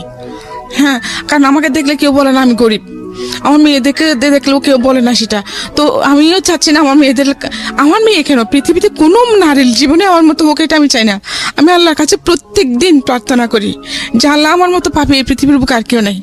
হ্যাঁ, কিন্তু আমি চাই না কোনো নারীর জীবন আমার মতো হোক। ইভেন আমার মেয়েদেরকে যেন আল্লাহ শুধু দুটো ভালো নামাজি পরেশগার ছেলের হাতে আমার মেয়ে 2টা বিয়ে হয়। আপনার কি এরকম হয়েছে যে বড় মেয়ের বিয়ে এসছে, আপনার এই অবস্থার কারণে ভেঙে গেছে বা হচ্ছে? হ্যাঁ, এরকম হচ্ছে, প্রতিনিয়ত হচ্ছে। ভালো ভালো ফ্যামিলি আসতেছে, কিন্তু আমার ফ্যামিলি ব্যাকগ্রাউন্ড প্লাস আমার যে টাকা পয়সা নেই, এই কারণে আমার মেয়েগুলো রূপবতী গুণবতী হওয়ার পরেও আমি বিয়ে দিতে পারছি না। উনি যেটা বললেন যে ওনার বড় মেয়ে ওনার ছোট মেয়ের চেয়েও মাশাআল্লাহ অনেক বেশি সুন্দর। যাই হোক, প্রত্যেকটা মানুষই সুন্দর, সেই জায়গা থেকে আমি একটু আপনাদেরকে বলি। দেখুন, গল্পের 2টা জায়গা, একটা হচ্ছে যে ভয়ঙ্কর রকমের ফাইটের জায়গা হলো ওনার নিজের, উনি নিজে কোনোভাবে নিজেকে কম্প্রোমাইজ করেননি, বা কম্প্রোমাইজ বলতে বলবো অন্যায়ের কাছে মাথা নত করেননি, সে অবস্থায় তিনি উঠে পড়ে যেভাবেই পারুক সামনের দিকে এগিয়েছেন। এখন অদ্ভুত ব্যাপার হচ্ছে, সেখানেও তাকে ভয়ঙ্কর রকমভাবে এক্সট্রিম লেভেলে স্যাক্রিফাইস করতে হয়েছে, এবং সেটা তিনি করতে বাধ্য ছিলেন, নিজ ইচ্ছায় কখনো করেননি, অন্যায় পথে পা বাড়েননি। এই মানুষটি আজকে যে জায়গাটায় এসছেন, সেখানে তিনি 3টে ছেলে মেয়েকে মানুষ করেছেন, বিশেষ করে তার 2টো মেয়ে এবং একটা ছেলে, তাই তো? আপনার 2টো মেয়ে একটা ছেলে, তাই তো? তো এবং এই 2টো মেয়ের বড় মেয়ে এখন সংসার চালাচ্ছে, উনি নিজেও কিছু টুকটাক করার চেষ্টা করেন, আর ছোট মেয়েটা পড়াশোনা করছে। দেখুন, ভয়ঙ্কর রকমভাবে এই যে সমাজ, আমি যে বারবার আপনাদের একটা কথা বলি যে আমরা ছেলেরা আমাদের সমাজ থেকে যতটা সুযোগ সুবিধা নিতে পারি, আমাদের মেয়েরা কত রকমভাবে যে বাধাপ্রাপ্ত তার কোনো শেষ নেই। এখন দেখুন, এই মেয়েটার বিয়ের ক্ষেত্রে একটা বড় সমস্যা, সেটা কি? সেটা হচ্ছে যে এই যে ভদ্রমহিলা, তার যে ফ্যামিলি ব্যাকগ্রাউন্ড বা তার যে স্ট্রাগল, সেই জায়গাটিতে যেটা বলে যে ব্রোকেন ফ্যামিলিতে বড় হয়েছে বা যেটাই হোক না কেন, এটা আমাদের সমাজের এখন একটা অনেক বড় দৃষ্টিভঙ্গিজনিত সমস্যা, এবং সে কারণে ওনার মেয়ের বিয়েটা ভেঙে যাচ্ছে। কি অদ্ভুত বিষয়! আপনি পুরো গল্পটা আজকে এখানে বললেন, আমি আসলে বললে তো কোনো কিছু হবে না, তবে এটা ঠিক যে আমি খুব ধর্মভীরু একজন মানুষ, কতটুকু পালন করতে পারি জানি না, তবে আমি বিশ্বাস করি প্রত্যেকটা মানুষের জন্য আল্লাহ তার বেস্টটা নির্ধারণ করে রেখেছেন। সো আপনি আল্লাহর উপর তাওয়াফ করেন, এবং নিশ্চয়ই আমি বিশ্বাস করি, আজকে তো অসংখ্য মানুষ এটা শুনেছে, আমি জানি অনেকে বিয়েও করার জন্যই আমাদের স্টেশনে যোগাযোগ করবে। আমি তাদেরকে নিরুৎসাহিত করছি এই কারণে যে আমরা আসলে এই ধরনের কমিউনিকেশন করি না। আমরা একটা গল্প প্রচার করি মানুষকে এইভাবে মোটিভেট করার জন্য, যে গল্পটা শুনে যেন নিজের জীবনে সে পরিবর্তন আনে in a positive sense. So আমরা এটা আপনাকে উৎসাহিত করছি না। তবে একটা বিষয় আমাদের না বললেই নয়, সেটা হলো যে যেটা আমি বলছিলাম যে সৃষ্টিকর্তা আমাদের জন্য ভালো কিছু নির্ধারণ করে রেখেছেন। আপনার বরং এক অর্থে ভালো হচ্ছে যে কেউ যদি এসে আপনার সব কিছু জেনে চলে যাচ্ছে, আমি মনে করি ভালো হচ্ছে। সে যদি আপনার মেয়ের চেহারা দেখে হোক বা যে কোনো কারণেই হোক দ্বিধাদ্বন্দ্বে ভুগে শেষ পর্যন্ত বিয়ে করার পরে যদি পরবর্তীতে এটা effect করবে। তখন ভয়ানক রকম ভাবে, তার চেয়ে বরং আমার মনে হয় যে আপনি ভালো মানুষের জন্য ওয়েট করাটাই বেটার। আপনি আল্লাহর উপর তাওয়াফ করেন এবং নিশ্চয়ই আপনার জন্য ভালো কিছু হবে, এটা আমি ইনশাআল্লাহ। বিশ্বাস করি। হ্যাঁ, কারণ আপনার মেয়েরা যথেষ্ট পরহেজগার এবং আপনি যেটা বলছিলেন যে নামাজ কালাম করে, শুধু তাই নয় যে তাদেরকে আপনি কখনোই আপনি যে বিপদের মধ্যে দিয়ে গেছেন তাদেরকে আপনি সে আঁচটা দিতে দেননি। রাইট। তো এদিক থেকে আমার মনে হয় যে আপনাকে যিনি রেসপেক্ট করতে পারবেন, ভালোবাসতে পারবেন, শ্রদ্ধা করতে পারবেন, এরকম ছেলেই যেন আপনার মেয়ের জামাই হয়, এইটুকুই শুধু আমি বলতে পারি। যে আমার চাওয়া ওঠাই যে আমি দোয়া করি মন প্রাণ উজাড় করে। জি, আপনার যদি শেষের দিকে কিছু বলার থাকে। হ্যাঁ, আমার চাওয়া ওইটাই যে আমি তো এখন অসুস্থ হয়ে গেছি, ঠিক চিকিৎসা করতে পারি না, ওষুধপত্র খেতে পারছি না। হ্যাঁ, তো আমার একটা মাত্র মেয়ে যে চাকরি করতেছে, ও কোন দিকে সামলাবে? জি, হ্যাঁ, এত কিছু পোশাক টাকা দেওয়া সম্ভব না। তারপর আল্লাহ পাকের অশেষ রহমত যে একটা বর্তমান ছেলেরা যেখানে, একটা ছেলে যেখানে এসব করতে পারে না, একটা ফ্যামিলি ধরে রাখতে পারে না, সেখানে আমার মেয়েটা দুইটা মানুষকে ধরে রেখেছে, নিশ্চয়ই একটা ফ্যামিলি ধরে রেখেছে। এই যে এই নিশ্চয়ই। বয়সে ওর ফ্রেন্ডরা সবাই কি মজা মাস্তি করতেছে কলেজ ইউনিভার্সিটিতে, কিন্তু আমার মেয়েটা শুধুমাত্র তার পড়ালেখা এবং তার জব, কিভাবে সে তার ফ্যামিলিটাকে সেট আপ করবে, সারাক্ষণ তার এই চিন্তাটা। মাশাআল্লাহ, ভেরি গুড। আমি মন প্রাণ উজাড় করে দোয়া করি। জি, কিন্তু আমাদের সমাজে দেখেন, আমার এখন 100% শিক্ষিত, যে কি করছে জানো উনি? বিবিএ পড়ছে। জি, বিবিএ সেকেন্ড সেমিস্টার। ওকে। তারপরে শিক্ষিত না, 100% শিক্ষিত এখন। তো ওরা সবাই শিক্ষিত সমাজ, শিক্ষিত ছেলেরা, ওরা যারা প্রপোজাল নিয়ে আসে মেয়ের জন্য, মেয়ের বিয়ের জন্য, আপনার কথা জেনে, ফ্যামিলি ব্যাকগ্রাউন্ড জেনে পিছিয়ে যায়। তো এটা কেমন কথা? ওর এই শিক্ষার আর কি মূল্য থাকলো?